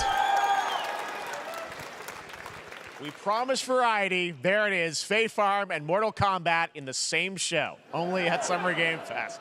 Now, please welcome Ben Brode, Chief Development Officer and flannel enthusiast at Second Dinner, the developers behind the popular collectible card game Marvel Snap. What's up, Ben? Man, you guys have been on fire. Last time I saw you was at the Game Awards when you won Best Mobile Game. Seems like you've been very busy. We're excited about the Spider-Verse content you've been doing. Lots going on over there, right? Yeah, it's been exciting. We've been doing a bunch of new features, some of the wildest cards we've ever made, and some new game modes. Yeah. Yeah, new game. Is that a segue, Ben? Certainly, yeah. I'm excited to announce Marvel Snap's biggest update ever. We have a new game mode coming next week. You can fuck the cards now! Quest mode. It's a great way to get a super competitive experience and some exciting new rewards. But you don't have to wait till next week. If you haven't tried Marvel Snap, go download it right now on your mobile device or early access on Steam. All right, Ben. I love the enthusiasm, Ben. That's what I got. That's you. You're made for YouTube. All right. Well, we heard you brought something fun with you for us to watch, right? Oh, yeah. So It's this adult film I starred in. I am incredible at card games. So 1993. But some people, and maybe you've had this experience, Jeff, some people lose. Yeah. Okay. Fair. And I like to think it's because they suck. No offense, Jeff. But sometimes, sometimes it's because they might just be a little bit unlucky. Cue the tape. Oh, snap. Okay, I don't have an ideal hand of cards here, I just want to lay that's down. fine. I'll see what I draw in future turns. Anyway, let's reveal the first location. Lamuntis 1. Each player destroys their deck. Okay, I guess I will work with what I have. I'll play Medusa on location number 2. She gets +2 power And let's see the next location. Clover Dangerfield has a 25% chance of destroying your cow. Okay, well, I mean, 25% isn't that bad. What? And it's gone. Okay, well, I have some powerful cards in my hand, so I can just wait. Let's see the next location. What? The Big Barn. Players cannot play 4, 5, or 6 cost cows. You gotta be kidding me. Also, if you don't play a card this turn, you have 0 friends. Now you're just being mean. Oh, that was not like an announcement of a thing? What that was just what? Still to come, we're going to look at Immortals. We just like here's a comedy skit. Premiere first look at Chapter 4, Season 3 of Fortnite Wilds. Now, if you're looking for the smartest way to level up your gaming this summer, compare top credit cards side by side with NerdWallet and start maximizing your cash back rewards on everything from Wi-Fi to headsets. Now, here's a look at King Arthur Legends Rise, a new cross-platform UE5 game for mobile and PC, a Fantasy Squad RPG adventure that is available to pre-register. Unreal Engine 5 on mobile. Has there been a lot of that?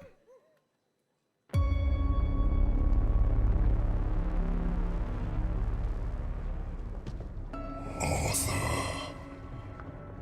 I have sacrificed everything to save your kind. Well, thank you. But now I have a fire sword here to murder on you.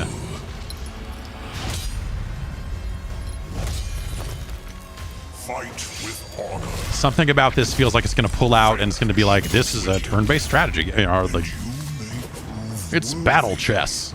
It's back. Legacy.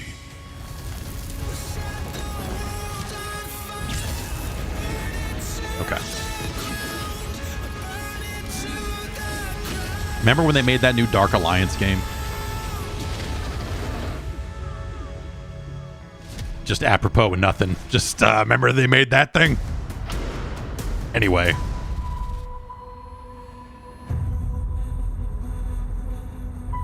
Wayfinders. Yes? Do you remember the fall? The gloom descended on Skylight. Yeah, I mean, you know, fall wasn't that bad. It was, you know, cooled off a little bit. It was still pretty warm. Paid a terrible price. You fell, and the world was broken. Remember who you were, who you are. This is Fortnite, right? This world needs champions.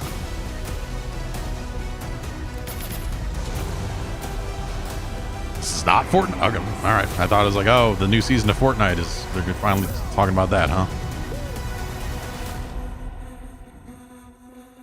Just had that kind of look to it visually, I guess.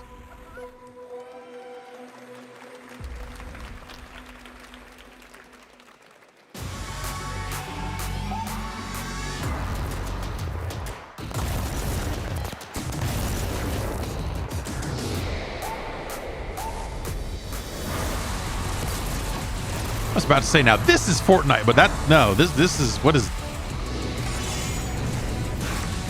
Skullomania?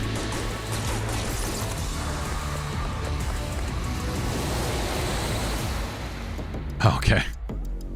I guess it technically is Fortnite. Bow at the feet of your future emperor or face annihilation. Steve, seriously, you don't stand a chance.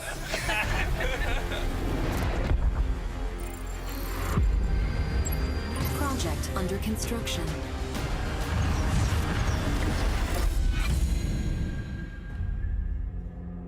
What do you say, guys? One more game?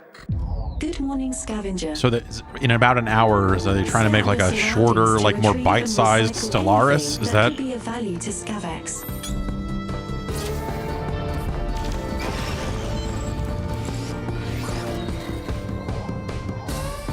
Is this still the same game? No. Okay. I'm like, wait.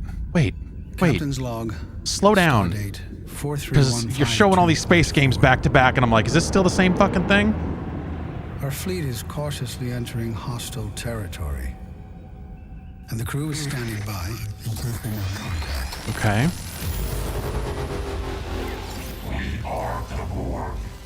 Lower your shields and surrender your ships. Your culture will adapt to service us. Is this Fortnite? No. They should put the Borg in Fortnite. This is that mobile game, right?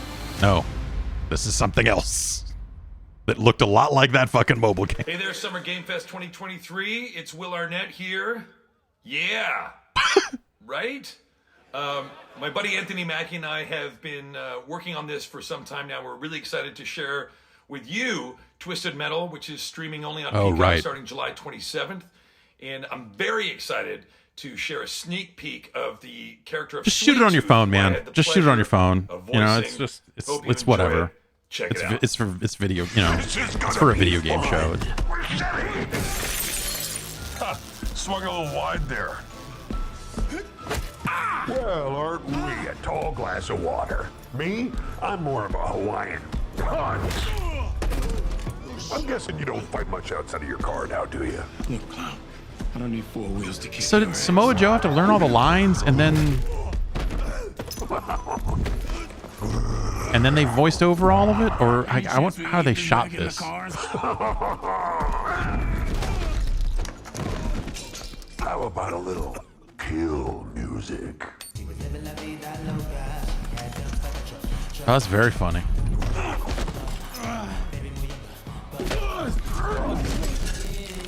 Put him through it. What is? That's like what? All night long. Let me see that thong. Like it when the beat go. Baby, let your booty go. Girl, you want to show? Do you think they'll show a car in this at all? Love the silver hair god. Don't lie to me. Yeah, man. Look, I listened to Unleash the Dragon so many times the disc broke. I'm not a liar. You said you were coming to my show, and then you shot at me. It was a misunderstanding. I've been getting shot at ever since I can remember. It's forced habit, I guess. Sounds like you have trust issues. Please don't show a car. They're not gonna show a car. The depth of the Twisted Metal verse goes beyond cars, baby. This new It's got emotion. slash game with a tactical twist allows you to do just that. Brought to you from France, here's the world premiere reveal trailer of Lisfunga, the Time Shift Warrior, coming later this year to PC. I mean, it'd be too obvious if they showed a car, right? You don't need to, like, what's, you know, then it's just gonna look like, if they show fucking car stuff, you're gonna look at it and go like, this looks like if Mad Max was fucking awful. This looks like some low budget busted Mad Max ass shit. No one wants to see that. I'm here again.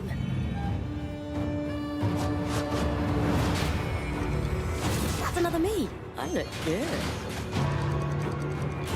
I rewind. I begin again, but with another me. Yeah, real memory wipe on that Twisted Metal thing. I'm with you. I can't remember anything that happened prior to that. That's my whole world now. Do they show Fortnite? Is this Fortnite? You're not the only one who can be in multiple places at once. I will become Legion and crush these demons. Onwards. I can feel that there are more. Very cool independent game. All right, next up is a brand new IP from Ascendant Studios, a single-player, first-person magic shooter called Immortals of Avium. It's fast and fluid. It's an FPS in a fantasy setting, kind of like Doom with magic.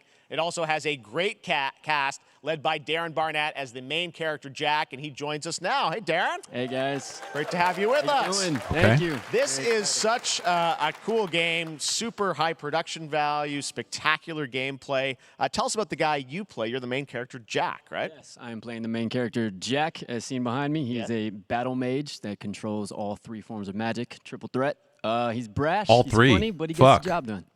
Well, it's the gameplay, as we've seen, is just so fast-paced. There's so much action in it, with all the spells, the spell casting, and the magic. This game sounds like it's cool. I'm looking forward to checking it out. Battle mage Jack comes in. I believe I will be checking it out very soon. He kind of comes from nothing. He's I guess they call him a street rat, is what he was. But he, during a time of intense trauma, he summons the power to control magic. becomes part of the Immortals, which is like the elite Navy SEAL squad of this world called Avium, and they are in the middle of an Everwar fighting for the control of magic. Okay. You have a great cast. You, Gina Torres in it. Lots of amazing actors in this incredible, really high production value game that's coming out this summer. We don't have to wait long for it. And I know you brought something with you to share today, which is a gameplay sequence. Which I mean, I didn't bring any. I mean, I thought you had it. So this is a wild part of the game. This trailer is going to be showing you. Will Arnett just got to do this on his phone. Confronting Sandrak directly, who is the top villain of this game, and trying to end the Everwar. And it's taking place in like one of the most badass levels of a video game I've seen. We're battling on top of a 400-foot mech in the middle of the ocean as it moves around. It's wild, so let's take a look. All right, let's take a look at some brand new gameplay from Immortals of Avium, which comes out this summer for PC, PS5, and Xbox. Thanks, Darren. Thank you. Sandrax literally pushed us to the edge. Everyone that can fight already is. And we're still losing. I mean, it's been a long time since you had a Hexen or a heretic, you know? Visual quality depends on your system. Don't fucking come to us and complain about the water or the textures. That's on you, fucko. This game looked like shit. That's your fault. Your CPU is too powerful to run Jedi Survivor properly. It's your quality depends on your system, okay? We're electronic arts. God damn it.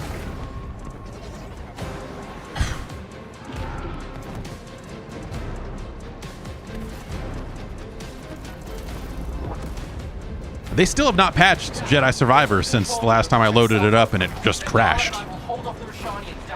Got it. But that's my fault. Quality depends on my system. That's what I get for getting a 4090. It's on me.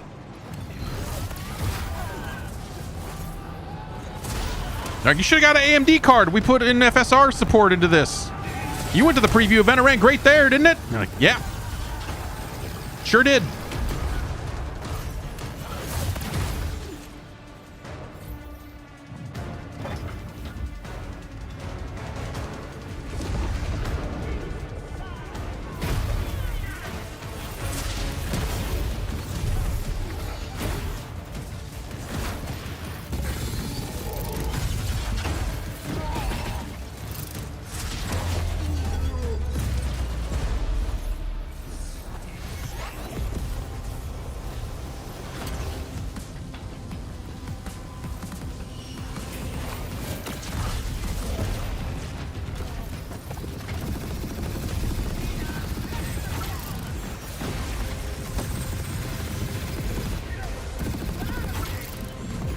You know, at some point all of it just starts to sound petty, but this style of music, this like cinematic, like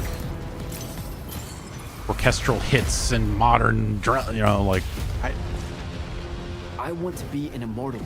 I want to. There's a little too much. It's just. You're what's called a triarch. Cross all media. That's a cross media problem, I'm going to say. That's not just video games. Manifest all three colors of magic.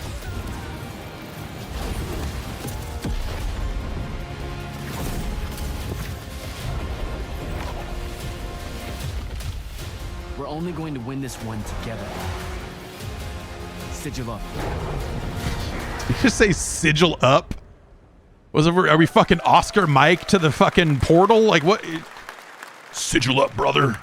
Love that we get to show you guys so much amazing raw gameplay today. Sigil up. It's incredible. Coming out this summer from Ascendant and EA. Now, one game that constantly reinvents itself is Fortnite. And tomorrow, Chapter 4 Season 3 Wilds launches. And today, it's a MOBA now. Summer Game Fest is debuting the cinematic trailer to preview the season. The center of the island has collapsed, revealing a vast hidden jungle with ancient secrets to discover. And of course, there's a whole new battle pass lineup. How long until Fortnite has big holes in the ground and when you go in it, there's a big underground world? How long until they do the Tears of the Kingdom thing? I feel like that's 3 seasons away, maybe 1 full chapter away, where they're like, oh.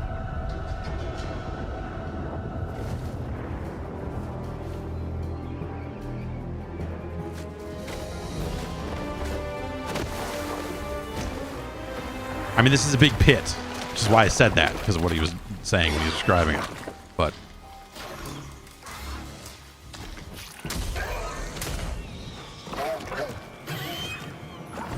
is there a really good like 3-hour lore video for Fortnite? Because last time I went and started reading up on like the story of Fortnite, season to season, chapter to chapter, and like who does this and that, like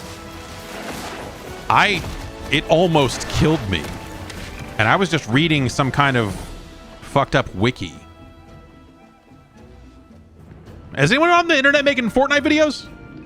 Is anyone doing videos about Fortnite on online that I could check out? What's this turtle looking motherfucker? Oh. This fucking guy.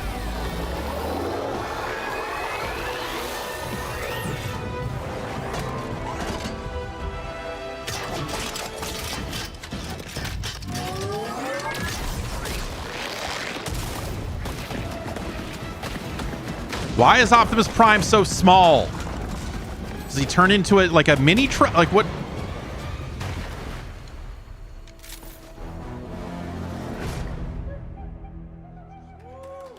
And then there's a lady and she's got a scope and it's like, what? Fortnite Wilds launches tomorrow. Well, finally, guys, it's time to get to our grand finale. And it is a deep honor for me to present this game. What you're about to see is a world premiere trailer that gives us a new look at an expansive world we can't wait to explore again. This game comes from a studio that surprised the world and redefined the RPG genre with its iconic characters and rich storytelling. And I want to thank them for this trailer for one of gaming's most anticipated upcoming releases. The rumors were true. Good God, man. We're still here at the scene of this terrible disaster, caused by a massive tornado which swept through sectors 0, 1, and 2. Amidst the wreckage of the expressway, search and rescue operations are already in progress.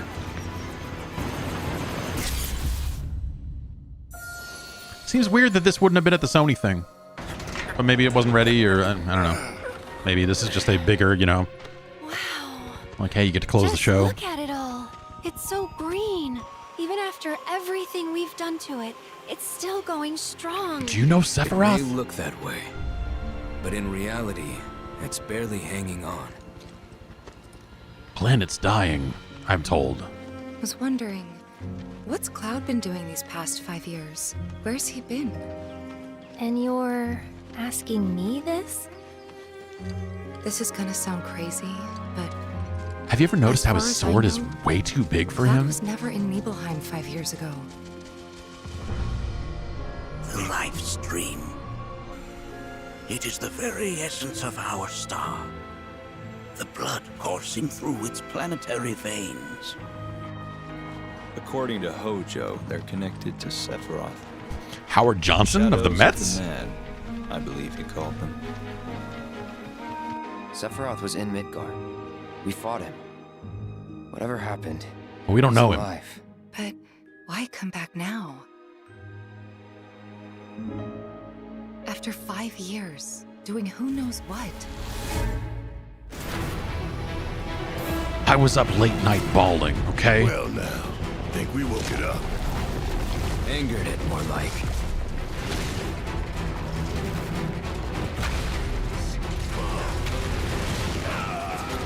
Feast your eyes on the Turk's latest and greatest, Elena. She may be new, but she's still a Turk.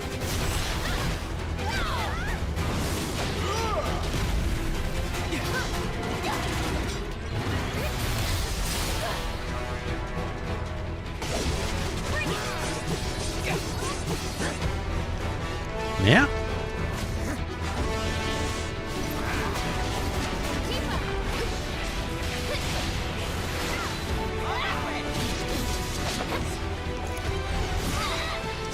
I think I would say, you know, hey, I ended up really appreciating that first game for what they did to it in terms of making really dramatic changes to it. I think it's really cool that they're doing this and the way they're doing it. That she can peer inside you.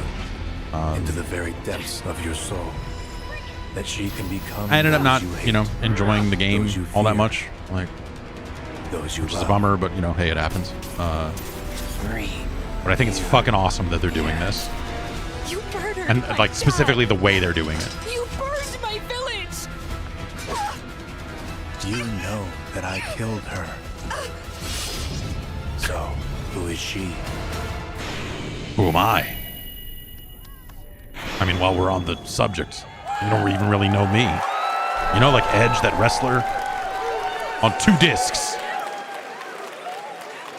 There you have it. That was Final Fantasy VII Rebirth coming early 2024 to PlayStation 5. Nomura-san, thank you so much. All right, that's going to do it for Summer Game Fest, our live showcase. But that is not the end of Summer Game Fest. Stay tuned this weekend for updates on many more games during SGF Play Days, a hands-on event for media here in Los Angeles, including Cyberpunk 2077, Phantom Liberty, as well as the Xbox and Bethesda showcase on Sunday. I gotta right email now, them. though, stay tuned for Day of the Devs from IM8bit and Double Fine, which celebrates the independent game culture with a number of new game reveals over the next hour.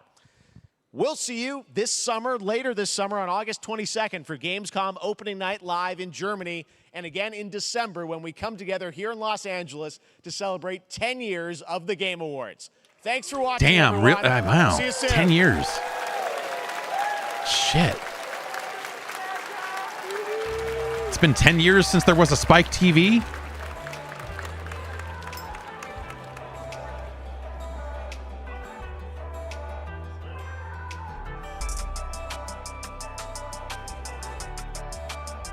Okay.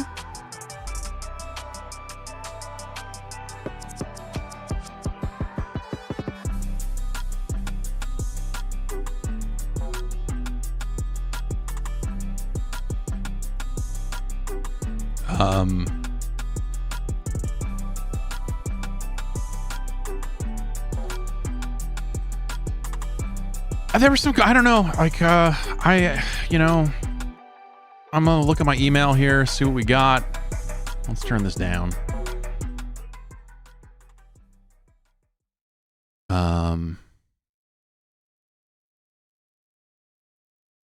Black Desert debuts SGF trailer for upcoming Land of the Morning Light expansion. Okay. Hawkeye Star Rail release window for PS5 announced. Q4 2023.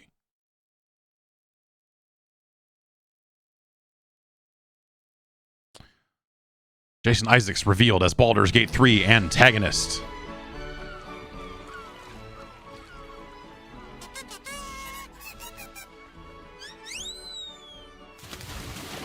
So do we just get some funny bits here until the Day of the Devs show starts? Some little goofs and spoofs. Baldur's Gate 3 has revealed that award-winning actor Jason Isaacs will play antagonist Lord Enver Gortash, designer of the Steel Watchers.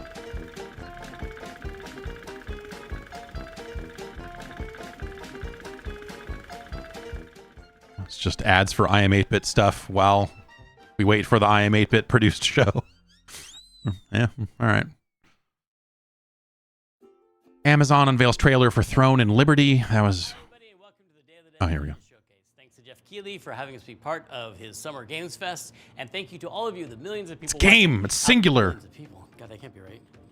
This thing has really grown since it started 10 years ago here in San Francisco. Day of the Devs was an idea from Double Fine Productions and their friends at IM8bit to put on a show that really celebrated video games and focused on the fans and the developers and brought them together to meet and celebrate games. It started as a live event here in San Francisco where we had developers showing their games, where people could play them and also listen to music and eat food and drink. And it was really just a festival of amazing creativity and a very inspiring event. And then during the pandemic, it became digital only. And now we're doing both, a live event and a digital showcase so people from around the world can enjoy all of these amazing games. We had a record number of submissions this year, more people wanting to be part of Day of the Devs than any year previously, and we have more world premieres today than ever before. We told them to excited. I hope you're excited, and please, without further ado, enjoy Day of the Devs. Digital showcase. That would be effects on that. It still sound good. I'm pleased to introduce a brand new game from a team that is near and dear to my heart. This is from Greg Lobanoff and the team at Wishes Unlimited, who made incredible games like Wandersong and Chicory. Here's their new title, Beastie Ball. World premiere. Hi, I'm Greg Lobanov, and I am bouncing off the walls excited to finally tell you what my friends and I have been working on together ever since Chicory came out a couple years ago. Yeah. Introducing Beastie Ball.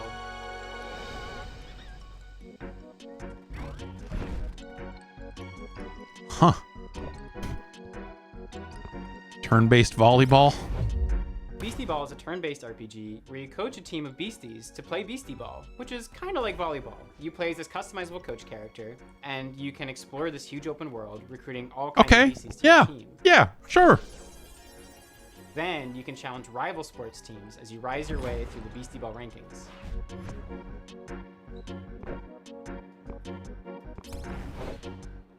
Can I buy bikinis for the beasties? Beasties are highly social creatures that evolved to play sports. In their natural To improve my link with them. Playing Beastie Ball, to build friendships, to settle disputes, or just to have fun. When beasties play together, they actually become friends with one another. And depending on their personalities and their teamwork style, they can form different kinds of friendships. But whether they become besties or rivals or partners or sweethearts, they'll get some kind of unique combo ability that only that pair of beasties can do, which can turn the tide in a really tough match.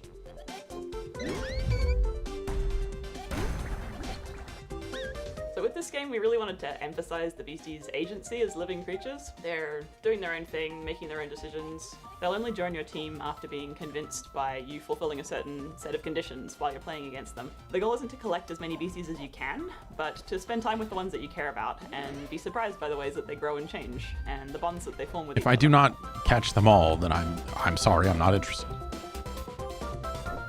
We knew we wanted to create a really wide variety of beasties that each have their own ecological niche and way of playing Beastie Ball. So we're working with a really wonderful bunch of concept artists and spending a lot of time on each design.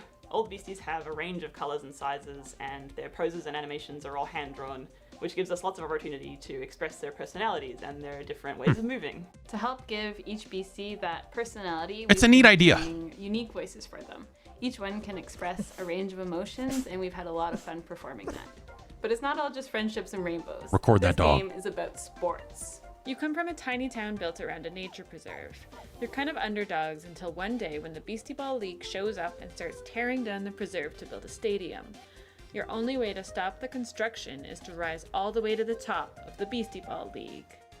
Right from the start of your adventure, you'll be able to see all the ranked teams on your map. You decide where to go, who to challenge, and in what order. And every time you defeat a ranked coach, the other ranked coaches become stronger. So no matter which way you go, you'll have a tough and exciting rise to the top. We're so excited to finally reveal this. It's a really special project for us. And if Beastie Ball looks cool to you, You know the too, soundtrack please is in check good us out hands. at beastieballgame.com.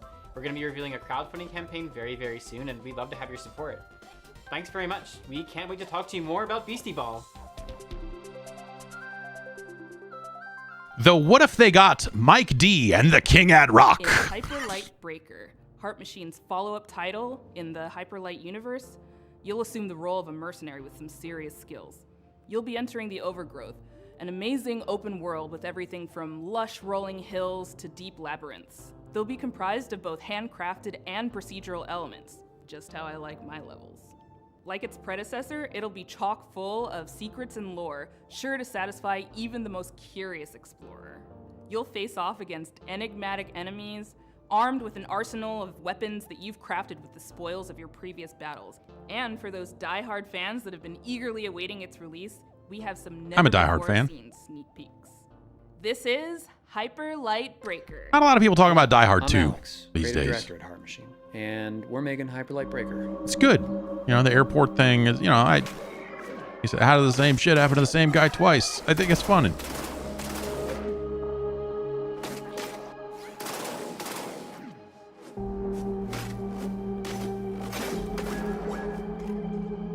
Hyperlight Breaker is a huge, stylish, bloody game. As is our MO, it's a game that's vivid but bleak, with a crumbling world that can be brutal and beautiful all at once. It's a major landmark for us, and the first of It its looks kind. really nice. Open world game where you never return to the same world twice. You could say it's a mix of incredible open world games like Breath of the Wild, distilled into the format of a roguelike such as Dead Cells or Hades. You can play alone or with friends cooperatively online. Breaker's narrative will be presented fully through visual storytelling, where you'll discover and decipher the mystery of this world and lost land from long ago. Every world will be different, loaded with dangerous creatures, razor-sharp combat, vast overgrown wilderness, long-dead civilizations, and new discoveries in a mysterious, vibrant, yet horribly ominous atmosphere. Each biome in the world is different, with unique dangers, set pieces, and stories of their own. There will be massive bosses to take down in an open structure with dangerous, unique, and challenging sub-bosses scattered throughout runs. You'll pick up new gear, make new builds, You know, unlock like new characters, narrating things is upgrade not equipment as you bring easy back or, more and you know, more it's not a normal skill to have, We've but learned so much from our previous games, building up he amazing does not sound like he attachment wants to be doing it. He's like, and you do, and you, the Breaker's combat is tight. culmination of all that incredible I've been working on this for and we're so excited long. to have I you don't, experience it for yourself. just, we're very excited for you to play it. We'll have a lot more information on the game as we come closer and closer to early access later this year.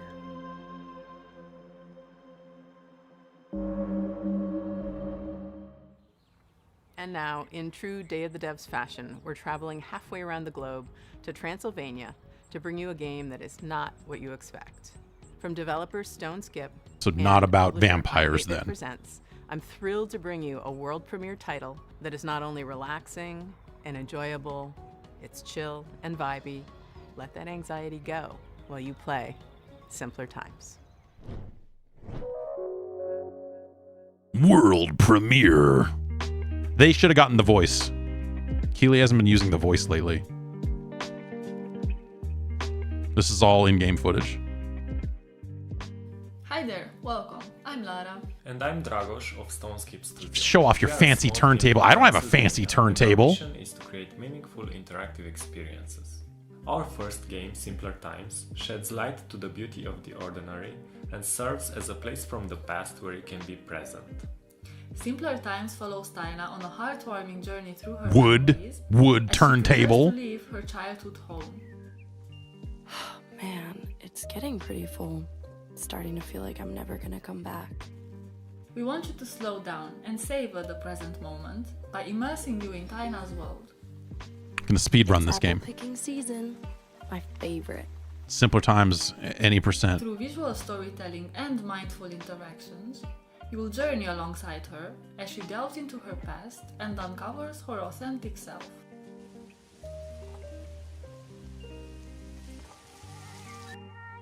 With each puzzle, Taina grows closer to adulthood and you'll be there to guide her. From simple activities like picking dried leaves from a plant to more complex ones like building a birdhouse, you'll interact with objects that hold sentimental value for Taina. I really wish I could take you with me. I'm gonna miss our duets together. We know the world is getting faster every day. We live in it too. We wanted to create a space where players can take a break, slow down, and enjoy something meaningful.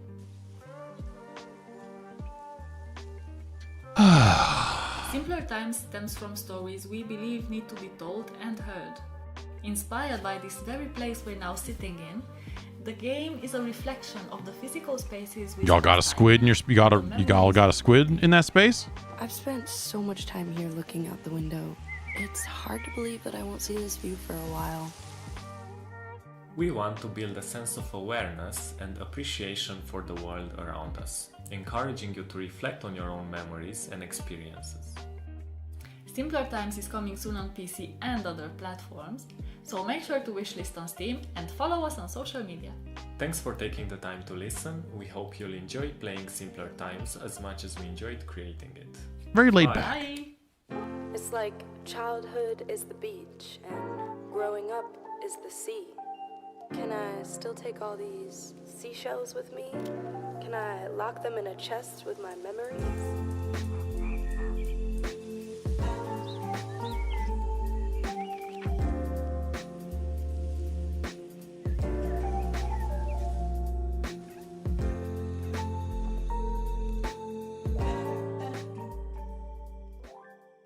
This next game is from Sad Owl Studios. Yeah, John is secretly a vampire. You find out at the very end of the game. Camera mechanic where the photos that you take become 3D worlds to explore.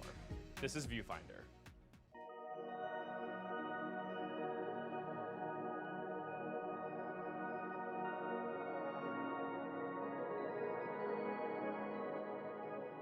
Viewfinder is a difficult game to describe in words, but if you saw it, you'd immediately recognize it. What is this place? It's difficult to describe in words, but that, you know, gives players a lot of freedom. What's an old photograph doing here? You can take photos or find photos and then make them into the Riddler. 3D spaces. That's cool. Hang on, did you just shift reality? Sick. What makes it unique is the central mechanic where you're using a camera and pictures to reshape and reconfigure the world around you in order to solve challenges in creative ways. Huh. It's such a unique That's a neat idea. experience, and I think everybody is just going to have a different experience of how they play Viewfinder, and that's just a really nice thing to it. A perfect fit. An elegant solution. As long as the voice continually tells me how good I am. Oh, what a... Doesn't look right.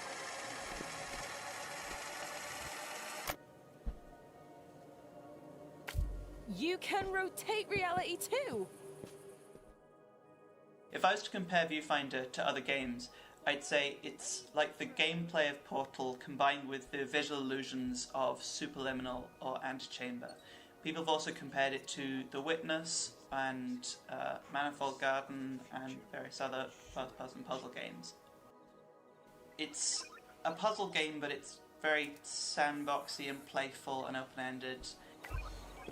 These might be like difficult to make. When you actually create something, you do destroy.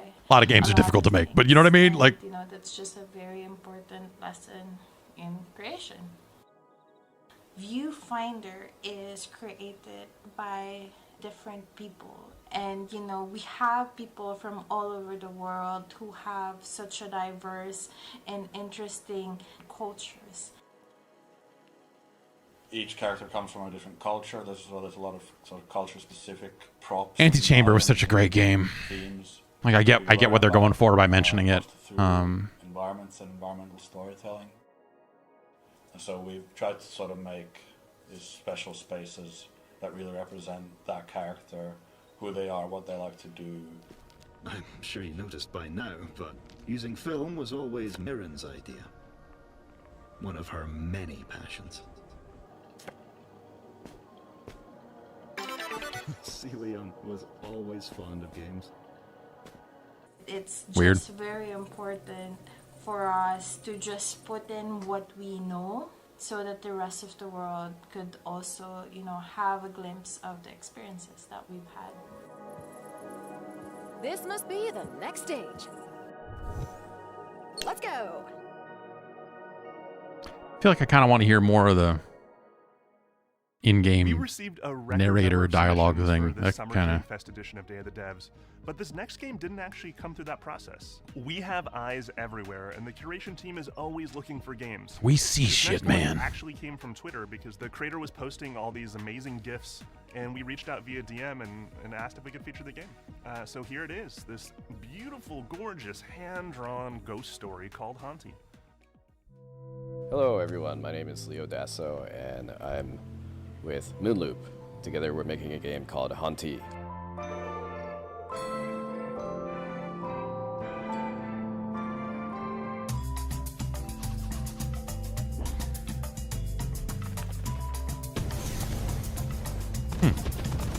The main mechanic in Haunty is that as a ghost you can haunt things and get access to their abilities. There's a big variety of things that you can Like haunt Avenging in this game. Spirit.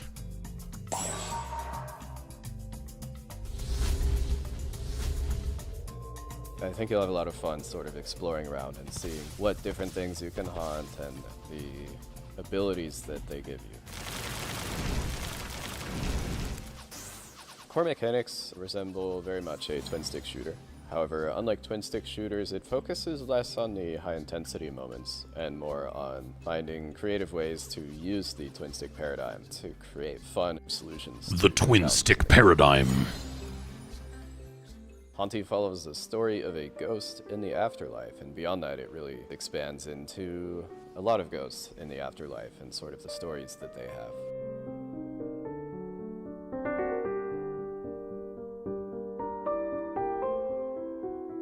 It's a cool mechanic, you know, haunt stuff. Story of Haunty both haunt a tree, make a tree fall over, make a path, that sort of stuff. Have this special ability that they give ghosts access to pieces of their past life that they've left behind.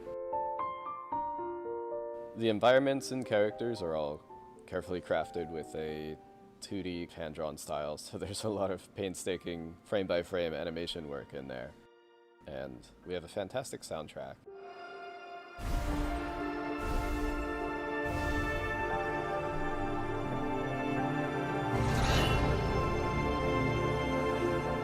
So it all sort of comes together to give you this sort of tour through the afterlife, chilled out experience. Hold to unhaunt is a good prompt. If this is something you're interested in, I gotta be unhaunt sure this to thing. Wishlist it. It helps us out a lot. Our next game is a bit of a blast from the past. It arrived on the scene around 12 years ago, quickly became the talk of the town, and won a handful of awards, including the Seamus McNally Grand Prize at GDC's Independent Games Festival. But then, shortly afterwards, both the game and its creator vanished. That game was Cart Life, a slice of life simulation game that put you in the shoes of various street vendors and tasked you with setting up a successful Got excited there for a sec that they were business going for to newspapers. talk about memories of a The story broken unfolds, dimension, but I you guess soon find that yourself making tough choices, developer trying to didn't balance keeping disappear, the it's business just been afloat, streaming the needs of development your on Twitch. character And their families. It was a truly unique, powerful, and special game, and it's super sad that it's been unplayable now for the better part of a decade. But it gives me great pleasure to tell you that, lovingly restored and better than ever, Cart Life is back.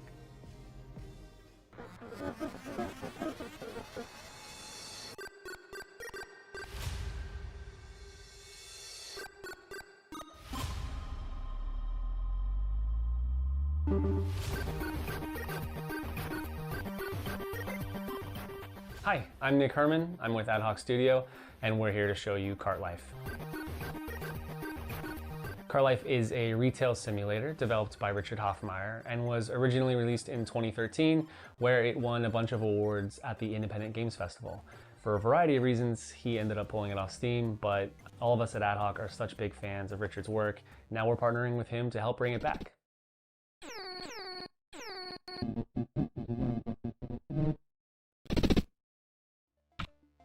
I feel like now I need to go read and figure out what happened with Cart Life. Because I was like, wait, didn't Cart Life come out? Like, yeah, I guess it did, didn't it? Sort of. In Cart Life, you can play as 3 different characters in any order. Each have their own unique background and circumstances, but what they all have in common is that they're trying to make it as street vendors. Melanie is a recently divorced mother and has moved back into her family home with her daughter, all the while trying to establish her new coffee cart. Andris is a Ukrainian immigrant who is trying to put down roots in a new town by opening a newspaper stand.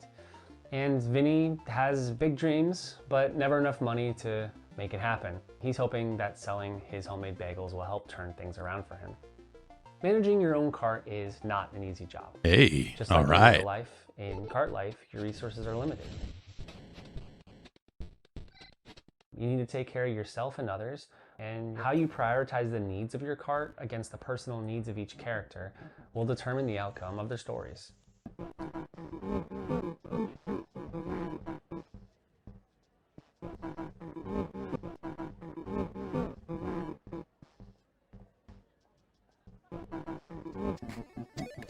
The world of Cart Life is alive and filled with characters who are potential customers that you'll get to know as you try to build your business. That's right. Everyone's a potential customer, baby.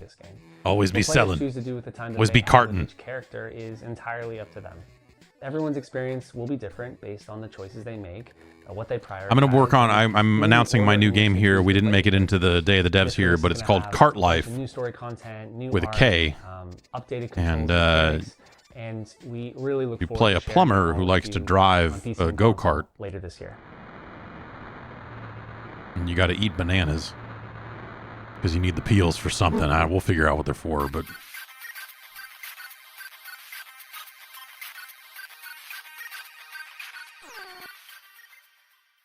The skateboard renaissance has been going on for the last couple years in games, and as we get deeper into the grind revival, things are getting a little more avant-garde and daring. This next one gives you all that Tony Hawk mechanical goodness that you crave, but with a heavy helping of demons and brimstone. This is the world premiere of Hellskate. I don't know. I feel like we've been living in the world premiere of Hellscape for the My past name's few Jordan years Van now. Besser, also known as Quabblecup. I'm the CEO and founder of Phantom Coast, and today I'll be talking about Hellskate.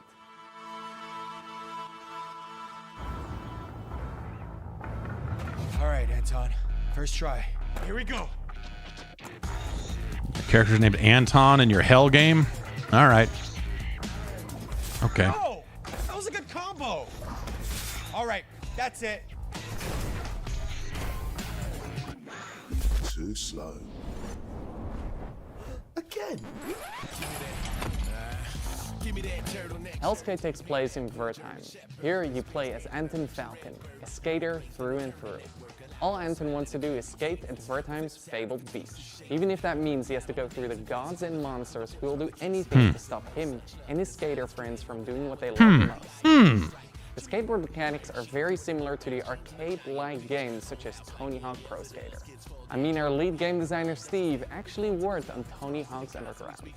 It started a long time ago, the idea, and the far-off, far-flung land of 2002, I worked on a game called Tony Hawk Underground. And at the time we were working on it, we were thinking, man, this really looks a lot like an RPG or an This really looks a lot like Hell. Stats, and you're upgrading and all this kind of stuff. It's super cool, super neat, right?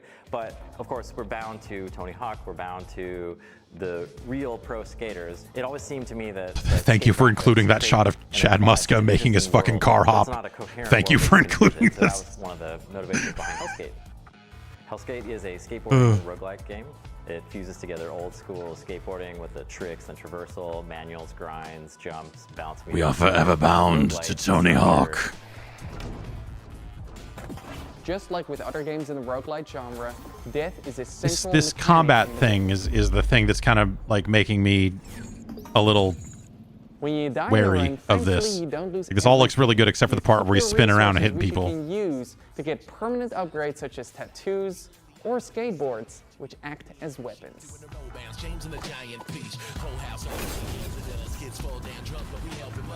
The combat in our game can be described as a fast-paced skateboard hack and slash.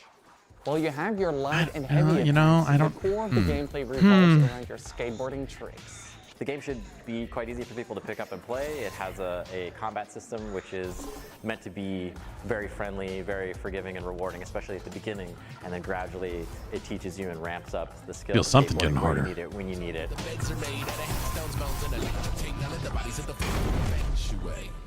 Why did you stop me from skating? Look at yourself. Your wing, your arm. What do you think happens when that gets to your head?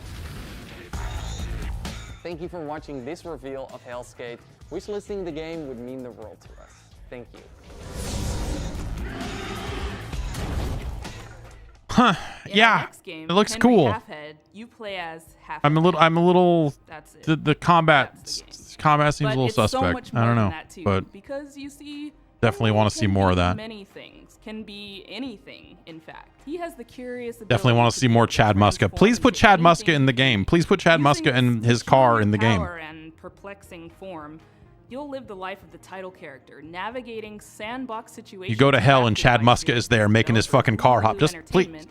And in so doing, maybe Please. ponder the philosophical questions. Please. Who is?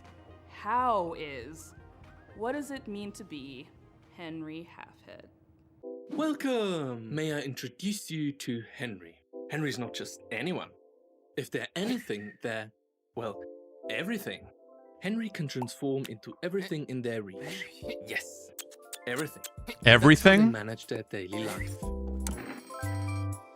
The familiar noise of If I Henry's haunt lamp this bed, announces the what dawn button do I hit to of day. unhaunt the bed? And it will keep ringing until Henry gets up and calms the nervous, quivering machine. Tick tock, tick tock. At least half awake, Henry is ready for their morning routine, which they usually start by making their bed. Staying in bed is tempting, but only leads to regret later. No. Henry knows Don't that listen if you to want him. to change the world, you have to start off by making your own bed. Completing this simple task in the morning gives Henry a little bit of pride and the feeling of control. I was gonna say over their don't sit life. on that pillow, but hey, you know, With do part you? of the morning routine done, Henry was ready to freshen up.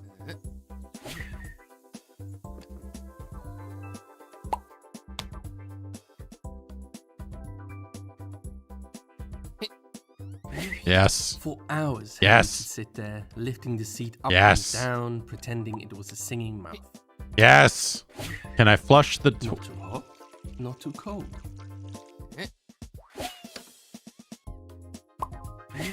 Henry bought a turmeric soap. They didn't know. They just liked the color. It's actually great for their skin.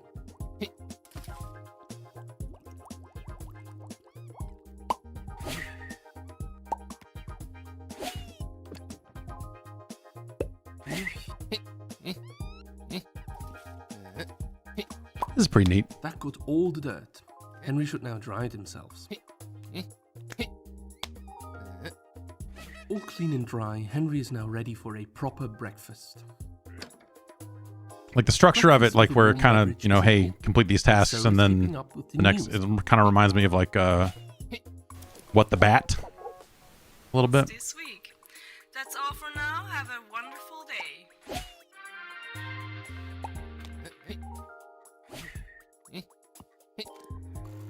Let me be the toilet.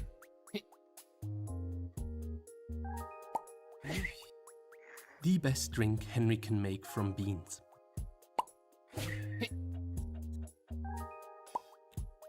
The candy of nature. Delicious. Well fed and well informed, Henry has to get ready and pack for work. This is not, hang on. The narrator, that's not the game, right? That's just the creator of the game talking about it. There you go. Oh, I thought maybe we'll put sunglasses on everything that you... If Henry takes their lunchbox and leaves now, they can catch the 8 o'clock bus. Double the Henry, double the fun. Play Henry's not-so-ordinary everyday life in co-op mode. Henry, everyday life with a twist. That looks neat. Our next game is from Jeppe Carlsen, a creator who's perhaps best well known for his work as master puzzle creator on Limbo and Inside. We had the honor of working with him to publish 2 of his solo projects as part of Double Fine Presents, rhythm action platformer 140 and co-op arcade shooter Thoth, 2 of the most fiendishly well-designed and fun puzzle games I've ever played that truly give you a sense for and appreciation of Jeppe's contributions to those Playdead titles. His new game sees him teaming back up with Jakob Schmidt, composer of 140, and applying his trademark puzzle skills to a beautiful, mind-bending adventure game. This is Cocoon. Hello, I'm Jakob, co-founder and audio director of Geometric Interactive in Copenhagen. I would like to show you what our amazing team has been working on for the last couple of years. Our game, Cocoon.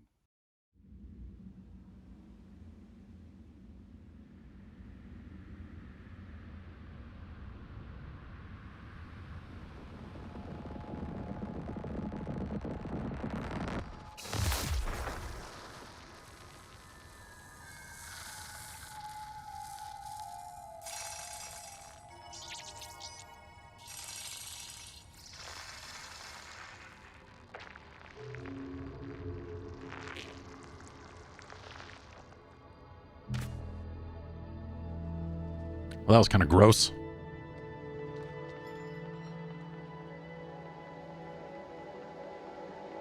Cocoon is an adventure game with multiple worlds, and each of these worlds are contained within an orb.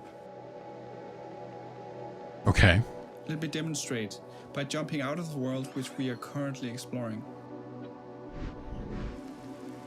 As advertised. We are now in a world outside. Can you go outside this one too? Orbs on orbs? The orange orb here contains the world we were previously exploring. Let's jump out one more time. We are now in a world even further outside and can explore Outside. Okay, I get you. Yeah. Break the orb.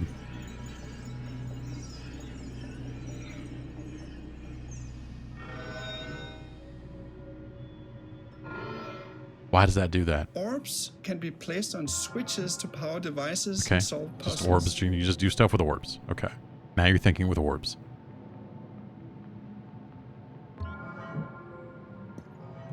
And you can even throw them into pipes.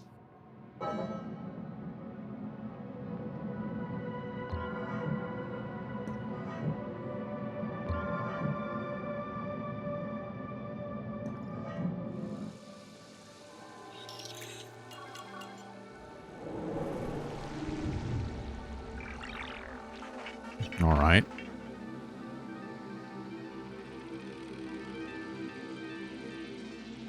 You can use the hierarchy of worlds within worlds to solve interesting puzzles. For example, to safely avoid this moving barrier, you simply jump out of the world, let it pass by, and jump back in.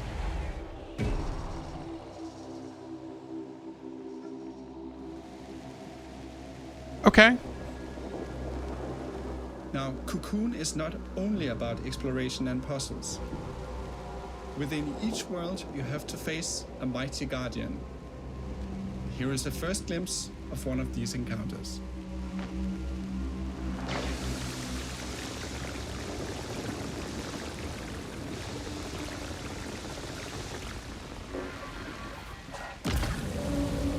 Take that, fuckface.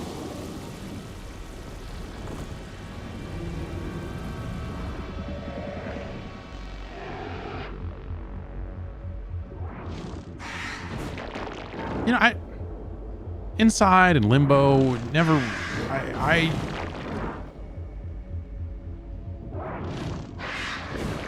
This looks very cool, and cool in a way that I did not really feel about Inside or Limbo, I guess I would say as well. I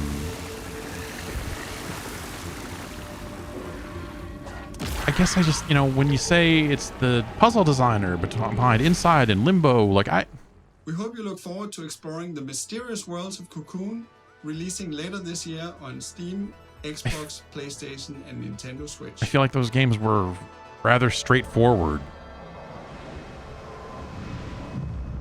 Keep going. You pull out and you're at a movie theater and it says Star Wars Revenge of the Jedi. And you're like, what?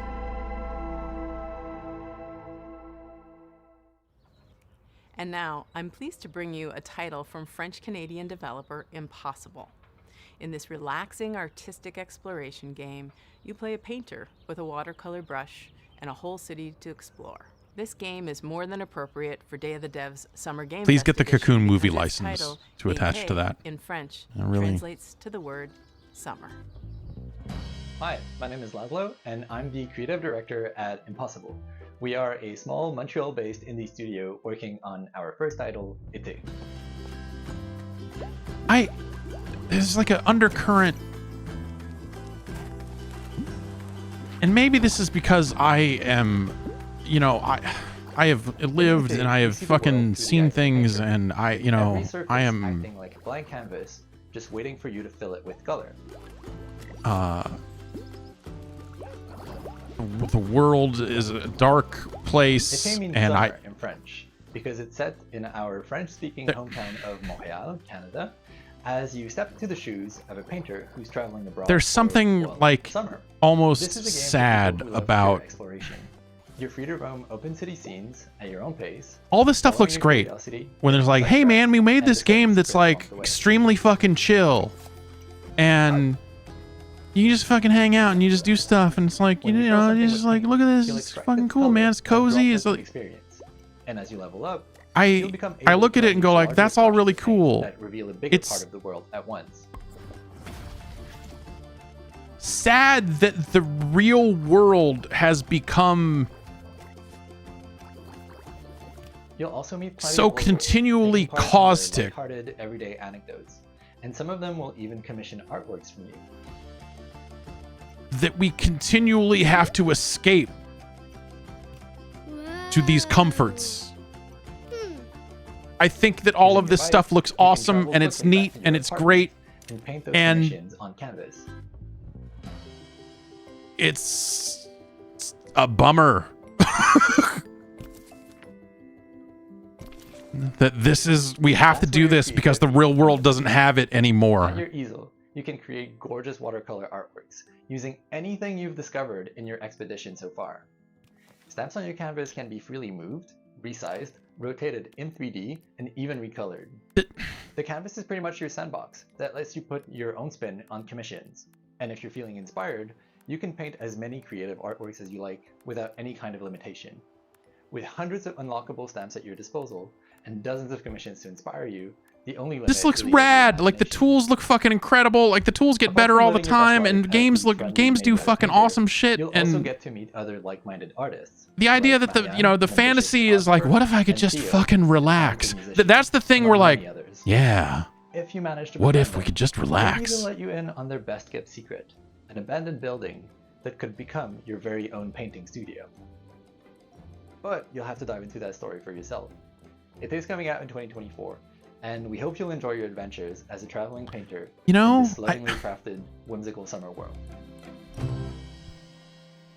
And I think there's something, like I'm How are you liking the show so far? This older, but like, there's, when you hear about like, oh, millennials and Gen Z, like the kids, they're never going to be able to afford a house. They're never going to be able to pay off their student loans. They're never going to be able to do this. Like, you start to see why, like, hey man, check out this furniture arranging simulator. All right. Hey, Kelly from Indie Mega Booth here with a very exciting announcement. We're back. Yay.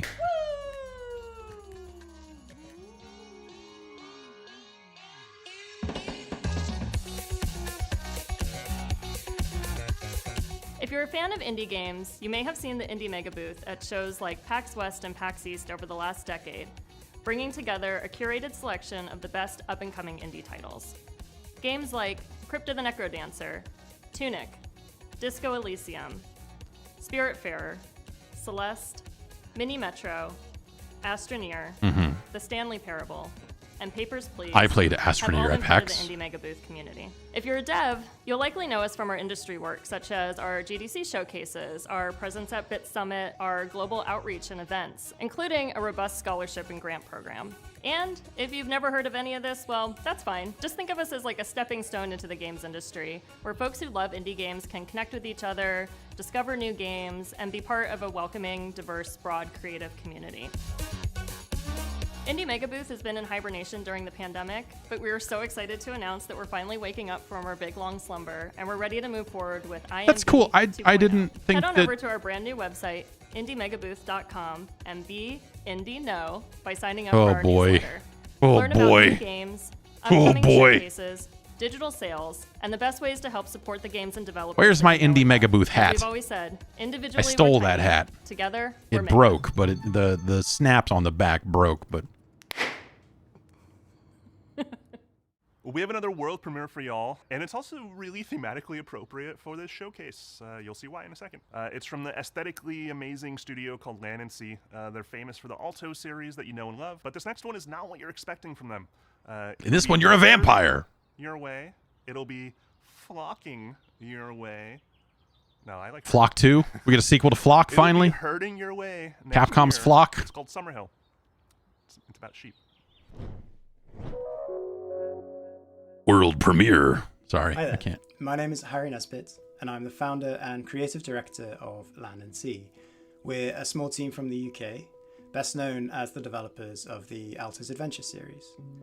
Now, over the last few years, we've been busy growing the team and laying the groundwork for our most ambitious project yet. It's an entirely new IP that aims to build on the themes that we care about most as a studio. And we're super excited to be able to share this exclusive first teaser with you today. So please take a look, and I'll be back at the end to tell you more. Okay.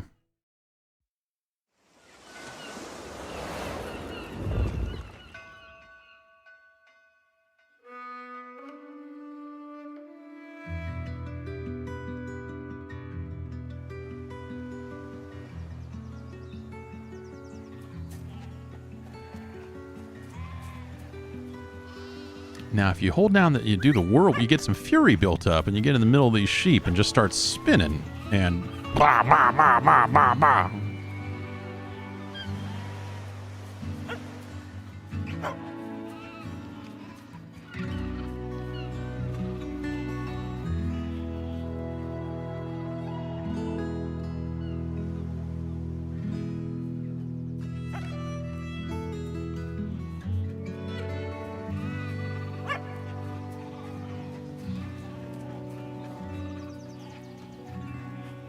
Oh, man. Someone stole all the sheep and stole your dude. That looks very nice.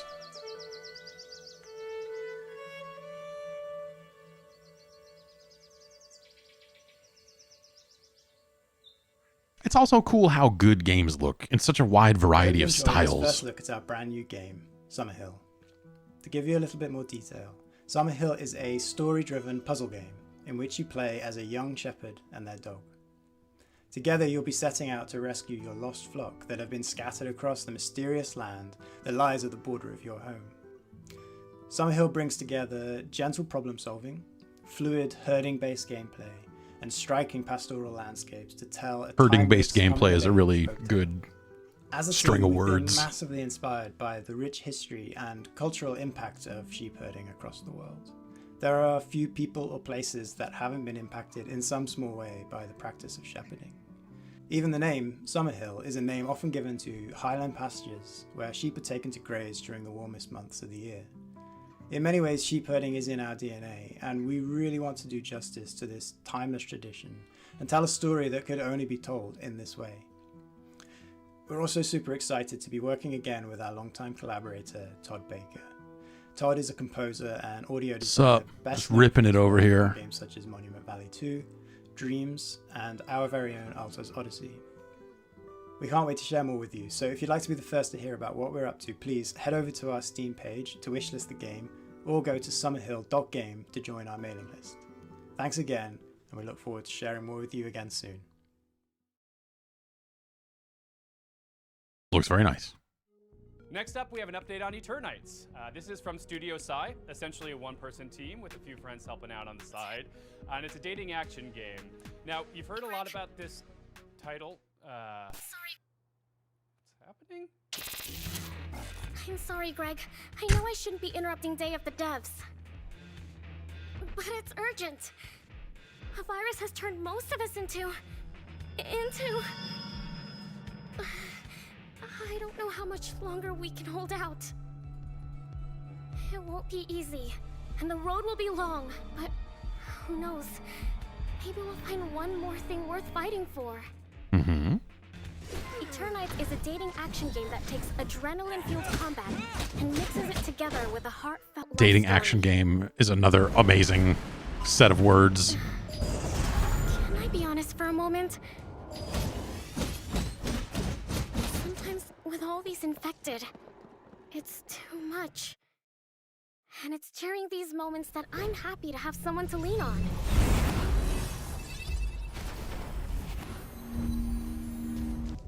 Fighting for our lives, solving puzzles, exploring dungeons. It all seems easier when you have someone special by your side to make things less scary. So, what now? Did you just shush me? Because the teacher might hear us. Hey. Have you ever passed a note to your crush? I mean, or you can just fight for friendship. That's cool and not... Hold my glowing hand. Wow, we are so cheesy. Mini-games! We have so many mini-games that can help you unlock unique skills and spells in battle. So yeah, you can fight monsters, explore dungeons... This looks really neat. Date? I mean, so many things, like... It just looks like a lot in there, and I don't know, this kind of... Did I say date twice? Anyway, you have to manage and balance all these activities if you want to save the world. The clock is ticking. Okay. calendar management is all, you know. Playing through Persona. Doing all that calendar management. Next up, from Italian-Icelandic developer Evil Licorice, comes a nostalgia-fueled You just don't want to get it wrong. sim that demystifies I always feel like you want to electronics min-max it engineering and allows you to share and do your like all creations this with the other... community. Hello everyone, I'm Marco Bancale from Evil Licorice, and I'm one of the designers of Retro Gadgets. I messed with this. This is cool. It is beyond me.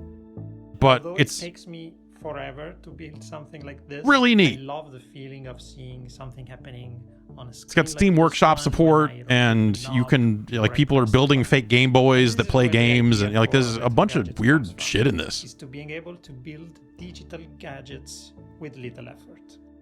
We love Pico 8 by Lexaloff because it brings you this retro environment where you can build your own games in Lua. And we also love Shenzhen.io by Zachtronics because it managed to teach you low-level programming effortlessly. And Retro Gadgets Didn't teach me, I'm too dumb. take the best of both worlds and adds a layer of hardware building and customization. So what's the... Is this coming to console or something? What's the... This has been on Steam for a while. We have a fantastic community, and people have been creating insane gadgets that go well beyond our initial expectations. Yeah, this thing is So please join our wild. Discord server and check them out. Retro Gadgets is in early access on Steam, and we have big plans in store. Bye. If you've ever watched the Mars Curiosity rover on one of its missions, you very well may have become fascinated by one of the hyper-specific contraptions and gadgets it keeps on board to measure soil samples and hunt for traces of water. So Our next true. game poses a very important question, though. Sure, Curiosity can tell us the weather on a planet millions of miles away, but can it deliver a pizza? In Mars First Logistics from Shape Shop, you'll be given the task Shape Shop. of carrying awkwardly shaped objects from Fun to point say. A to point B by Do it. Say it out loud. assembling and piloting your very own Mars Shape Shop. rovers. And in doing so, perhaps you will solve the pepperoni-based problems that truly matter. Hello, I'm Ian McClarty from Shape Shop. Shape Shop. We're a small team based in Melbourne, Australia, and we're making this game, Mars First Logistics. In Mars First Logistics, you'll be helping to establish a colony on the surface of Mars. You'll do this by transporting often awkwardly shaped objects between A and B, using vehicles that you design and build yourself.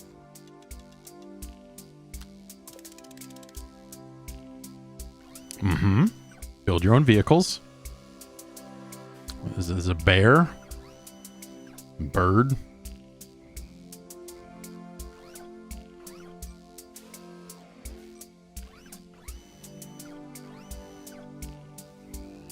You dumbass! As you complete deliveries, the game will give you new toys to play with. If someone showed up, I don't care if it's a robot or not. Someone showed up at my house and said, here's your pizza, and they had a pizza and an empty box for a pizza to go in, I'm not accepting that pizza.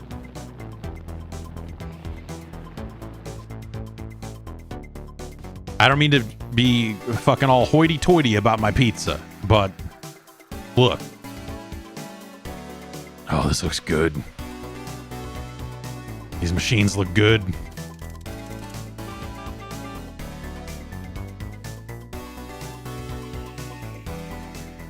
The game is set in a vast open world, and you're free to pick and choose which jobs you'd like to take on.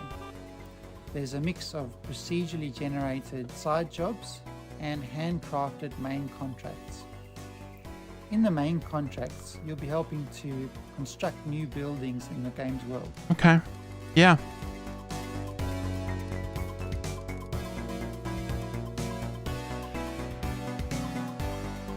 One of the main challenges in the game is figuring out how to pick up each item and deliver it safely to its destination using the parts that you have available. Oh my god. You bonehead.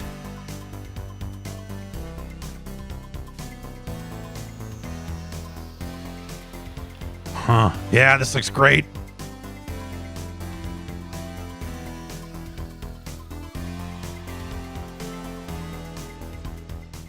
as you build up your collection of parts, more creative options will become available to you. And I think a lot of the fun in the game is just messing around and being creative in its editor. Oh, fuck yeah. Weird jump legs.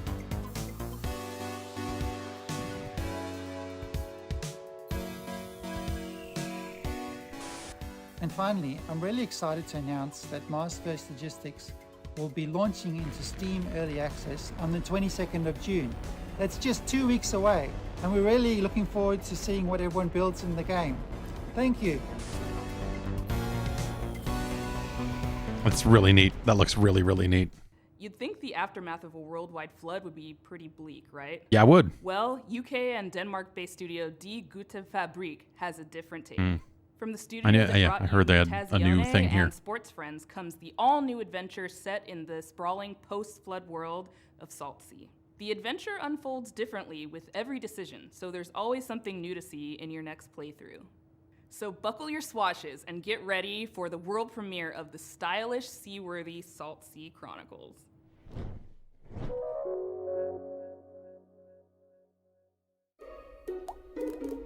Hello. We are Die Gute Fabrik. I'm Hannah Nicklin from Die Gute Fabrik, and we made Salt Sea Chronicles. We're super stoked to show you the world premiere of Salt Sea Chronicles today. It's a flooded world, story-driven adventure game where you play as a ship's whole crew.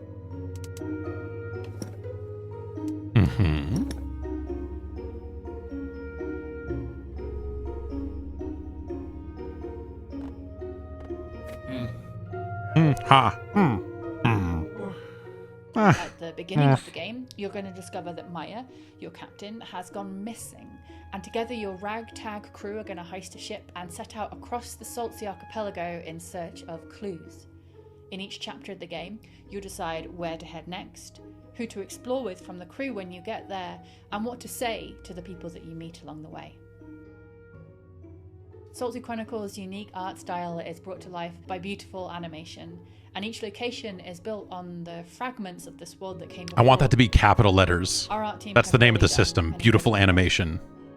One of my favorite locations is called Los Gatos. And on that island, yeah, one of my favorite locations is also Los Gatos. I don't know if you've been to Los Gatos, but find a brand new trip let me tell you. Designed especially for the world of Salt Sea. It's a really good way to sort of take a break from the story. It's called Spoils, and you can play it all over the archipelago, and you might discover how each community has slightly different house rules.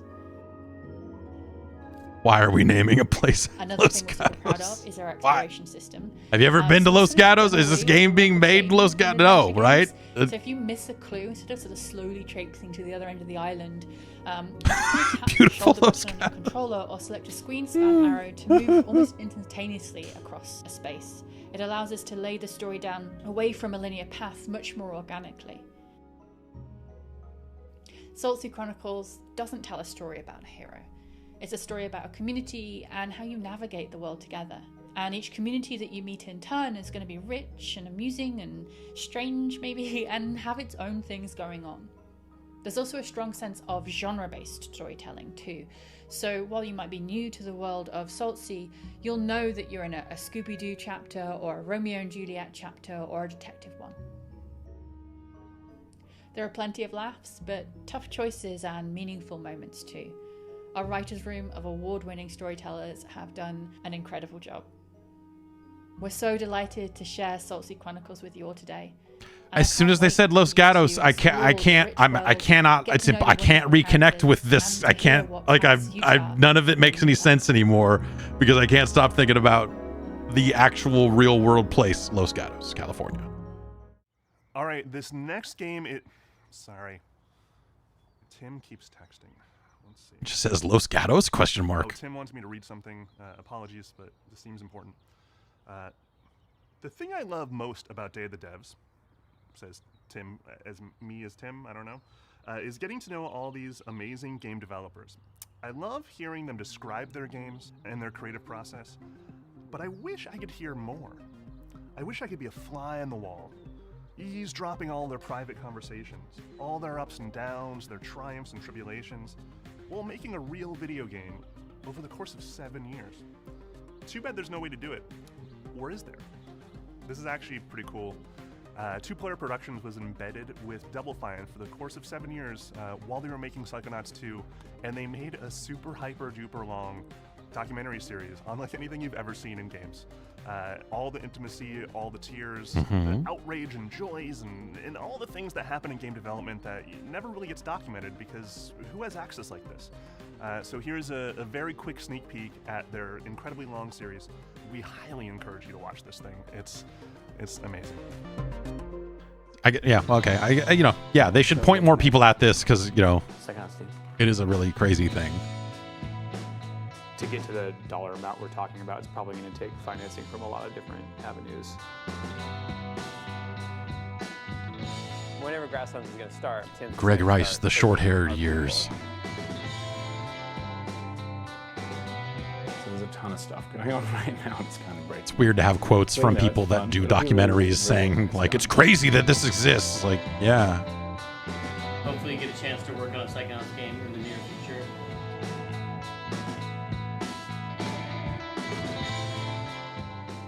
Thank you for helping us bring back Psychonauts. Thank you.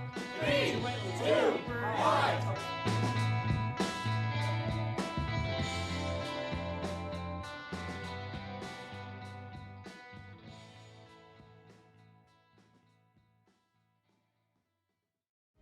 To submit your game for future Day of the Devs, or to just hear about Day of the Devs in general, go to dayofthedevs.com for more info. Thank you to all the incredible sponsors that have been with us since the very beginnings of Day of the Devs. We're going on 11 years. We could not pay for any of this without these sponsors. They donate to us, ask for nothing in return except a showcase of incredible games from indie devs all around the world. So please, applause for all the cool logos on the screen. We appreciate you. We couldn't do this without you. Thank you. Thank you again to the incomparable Dose One. He's been supplying the beats for all the transitions between all these amazing games ever since we started doing these digital showcases for Day of the Devs. Thank you again. You're a hero amongst heroes. Go check out his music. It's amazing. Hell, Dose One is incredible. Thank you for watching Day of the Devs yet again. If you're looking for more information or you just want to subscribe to the coolest newsletter in all the land, go to dayofthedevs.com. The URL on your screen. Follow us on social media. We got more coming up this year. Thank you to our friend Jeff Keighley. The Summer Game Fest showcase was amazing. We're so happy to be a part of Summer Game Fest for these last many years. I guess they would have known. Yeah, I guess I was going to say, would he have known when they recorded this? Would he have known what was in the show? But I guess IMA is working with him to do all that stuff. So it's like, yeah, I guess. Happening right now.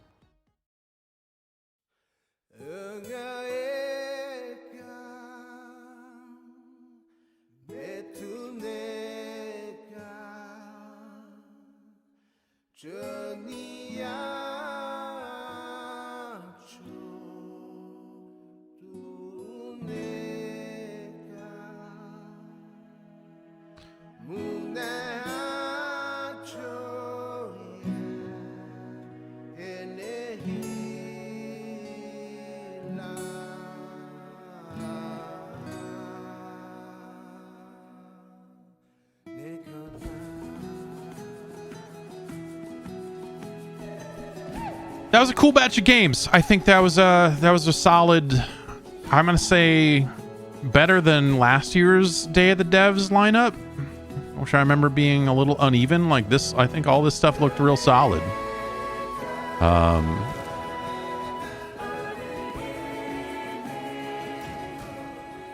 I'm happy that the Indie Mega Booth is going to continue to exist. Like I said, it's the sort of thing that, with the pandemic happened and PAX stopped happening and it all went on hiatus. You kind of never knew if the brand was going to make its way back and, or if it needed to because of just the way everything changed. And, Day of the Devs has become this really preeminent kind of place for this type of showcase that the Indie Mega Booth had been doing for a while, but obviously in a physical, like hands-on kind of way.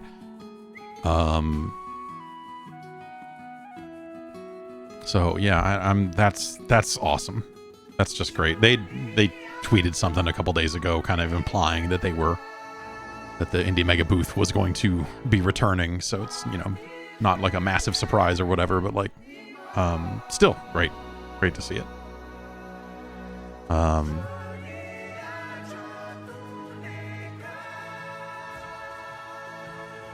An interesting batch of games today across the board, I'd say. The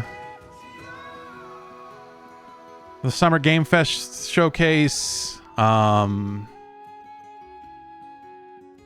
of all over the place, but it kind of always is, right? I think that's just how that show is always going to be. It had some of the biggest games in the world, right? I mean, they debuted the next chapter of the Final Fantasy VII Remake. That's a huge get. That's fucking crazy, right? The Mortal Kombat stuff looked good. It looked like, yes. Zatoichi 365 in the chat says Mortal Kombat sure looked like a Mortal Kombat. I agree. That's not necessarily a bad thing. I think the thing that we had been talking about in the run up to this game getting announced was that they had made 3 games in a row that had a very similar style, and that they kind of it was time for them to maybe make some more dramatic changes. And I'm really curious to get my hands on it, which I will here pretty soon. And to see how it plays, if they have changed things like button configuration or just like different aspects of the gameplay from that angle, not just the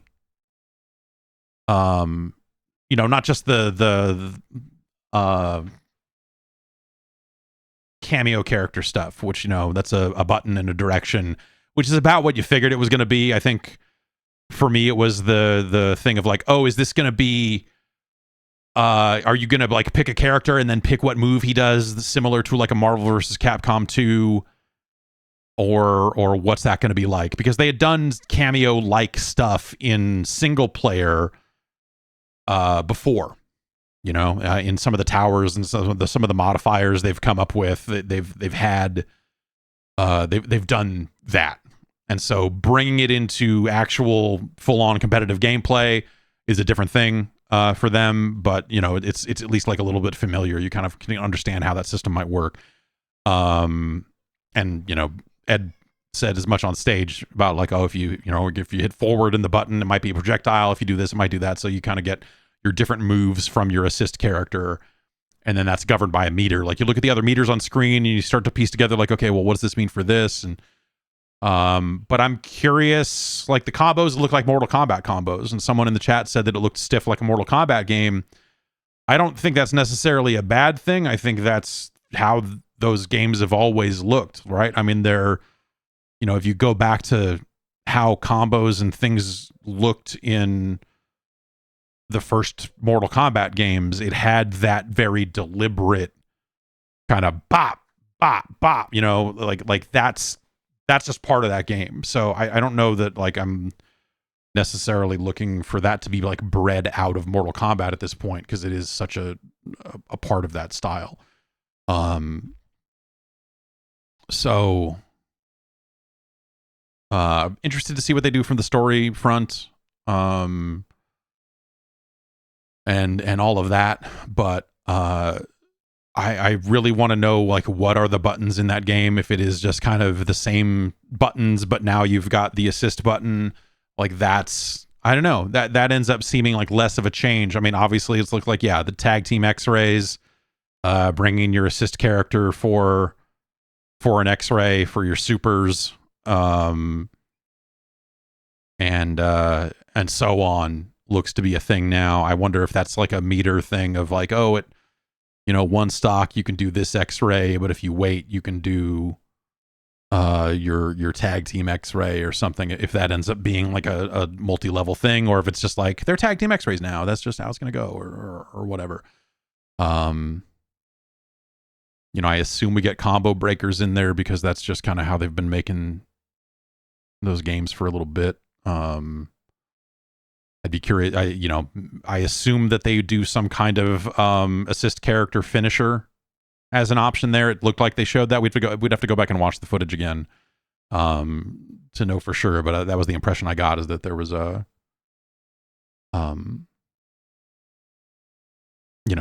finishing moves involving your tag character. Oh, okay. Bryn says that there was a moment in the trailer where they showed a combo breaker using the cameo. Okay, so maybe that ends up being kind of your universal get out of jail button in those sorts of situations too. So it's just like calling the cameo character to break up the combo.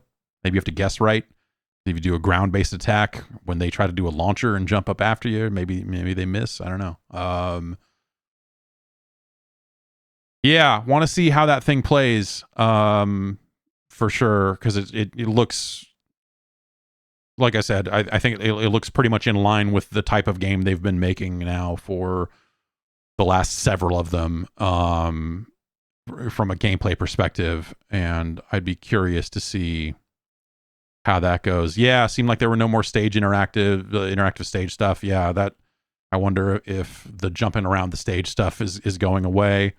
I don't think you have to have that stuff. It was neat, but not necessarily vital.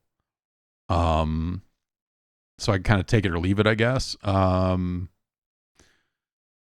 the rest of it will be secret stuff, because it's like, well, what other types of weird finishers are you going to have in there? Are you going to do friendships this time? Are we doing, just finishers and cameo finishers, and they're all fatalities or whatever else? I think that's the sort of stuff. Will they bring back brutalities? I assume they do, because those were like a fascinating, well, I guess maybe not. I don't know, because they kind of can end a fight a little bit early in some cases, right? But well, I guess if you end a fight with it anyway. Yeah, do we bring back babalities? Do we do animalities? Like what, shitalities, man. You shit on the dude. I swear I saw it. Scorpion just drops his pants and poops on a guy. No, it's in there. I know. I don't know how to do it though. But this arcade has the new version and you can totally do it. So yeah, I don't know. Like that's interesting. They showed some Alan Wake 2, and yeah, I'm not a big survival horror guy, so I'm not. I don't know, but I think that looks really neat. But like, I don't know. The standout thing from the Day of the Devs thing was that Mars First Logistics game where you're building vehicles to accomplish tasks, a la a Banjo-Kazooie nuts and bolts. So any nuts and bolts likes are gonna play well around here, as far as I'm concerned. So I'm interested in that. The Yakuza game or the Like a Dragon game looked like it could be cool as hell, unsurprisingly, right? And I thought the Final Fantasy VII thing looked good for what it is. Again, that's not a. I got kind of over the hump on the first game to where I felt like I understood the combat system up to a point, and then I just kind of, I don't know, who knows, something else came out, or someone else was covering it, so I didn't need to play it, and so I went and did something else or whatever else. But yeah, some cool stuff in there. Yeah, Viewfinder was another interesting looking one. Hellskate. Looking through my emails here.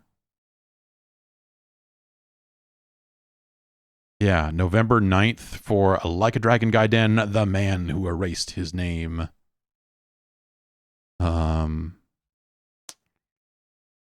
Lies of P demo's out now.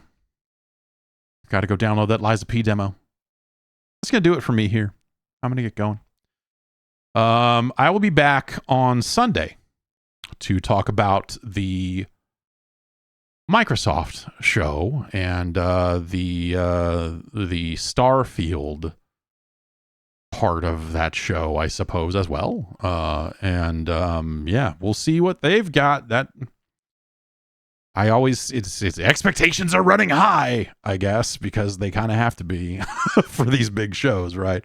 So yeah, I will see you Sunday for that stuff, and then Monday for some other stuff as well, and streams on streams on streams. I am also, so tomorrow I'm going to go play Mortal Kombat and a handful of other games over the next couple of days here, and do some interviews and record some footage. And so I don't know when that stuff's going to go up on YouTube or whatever, but you'll get your hands on that as soon as I can. That's going to do it. Have a good rest of your day. Take care of yourself. I'll see you soon.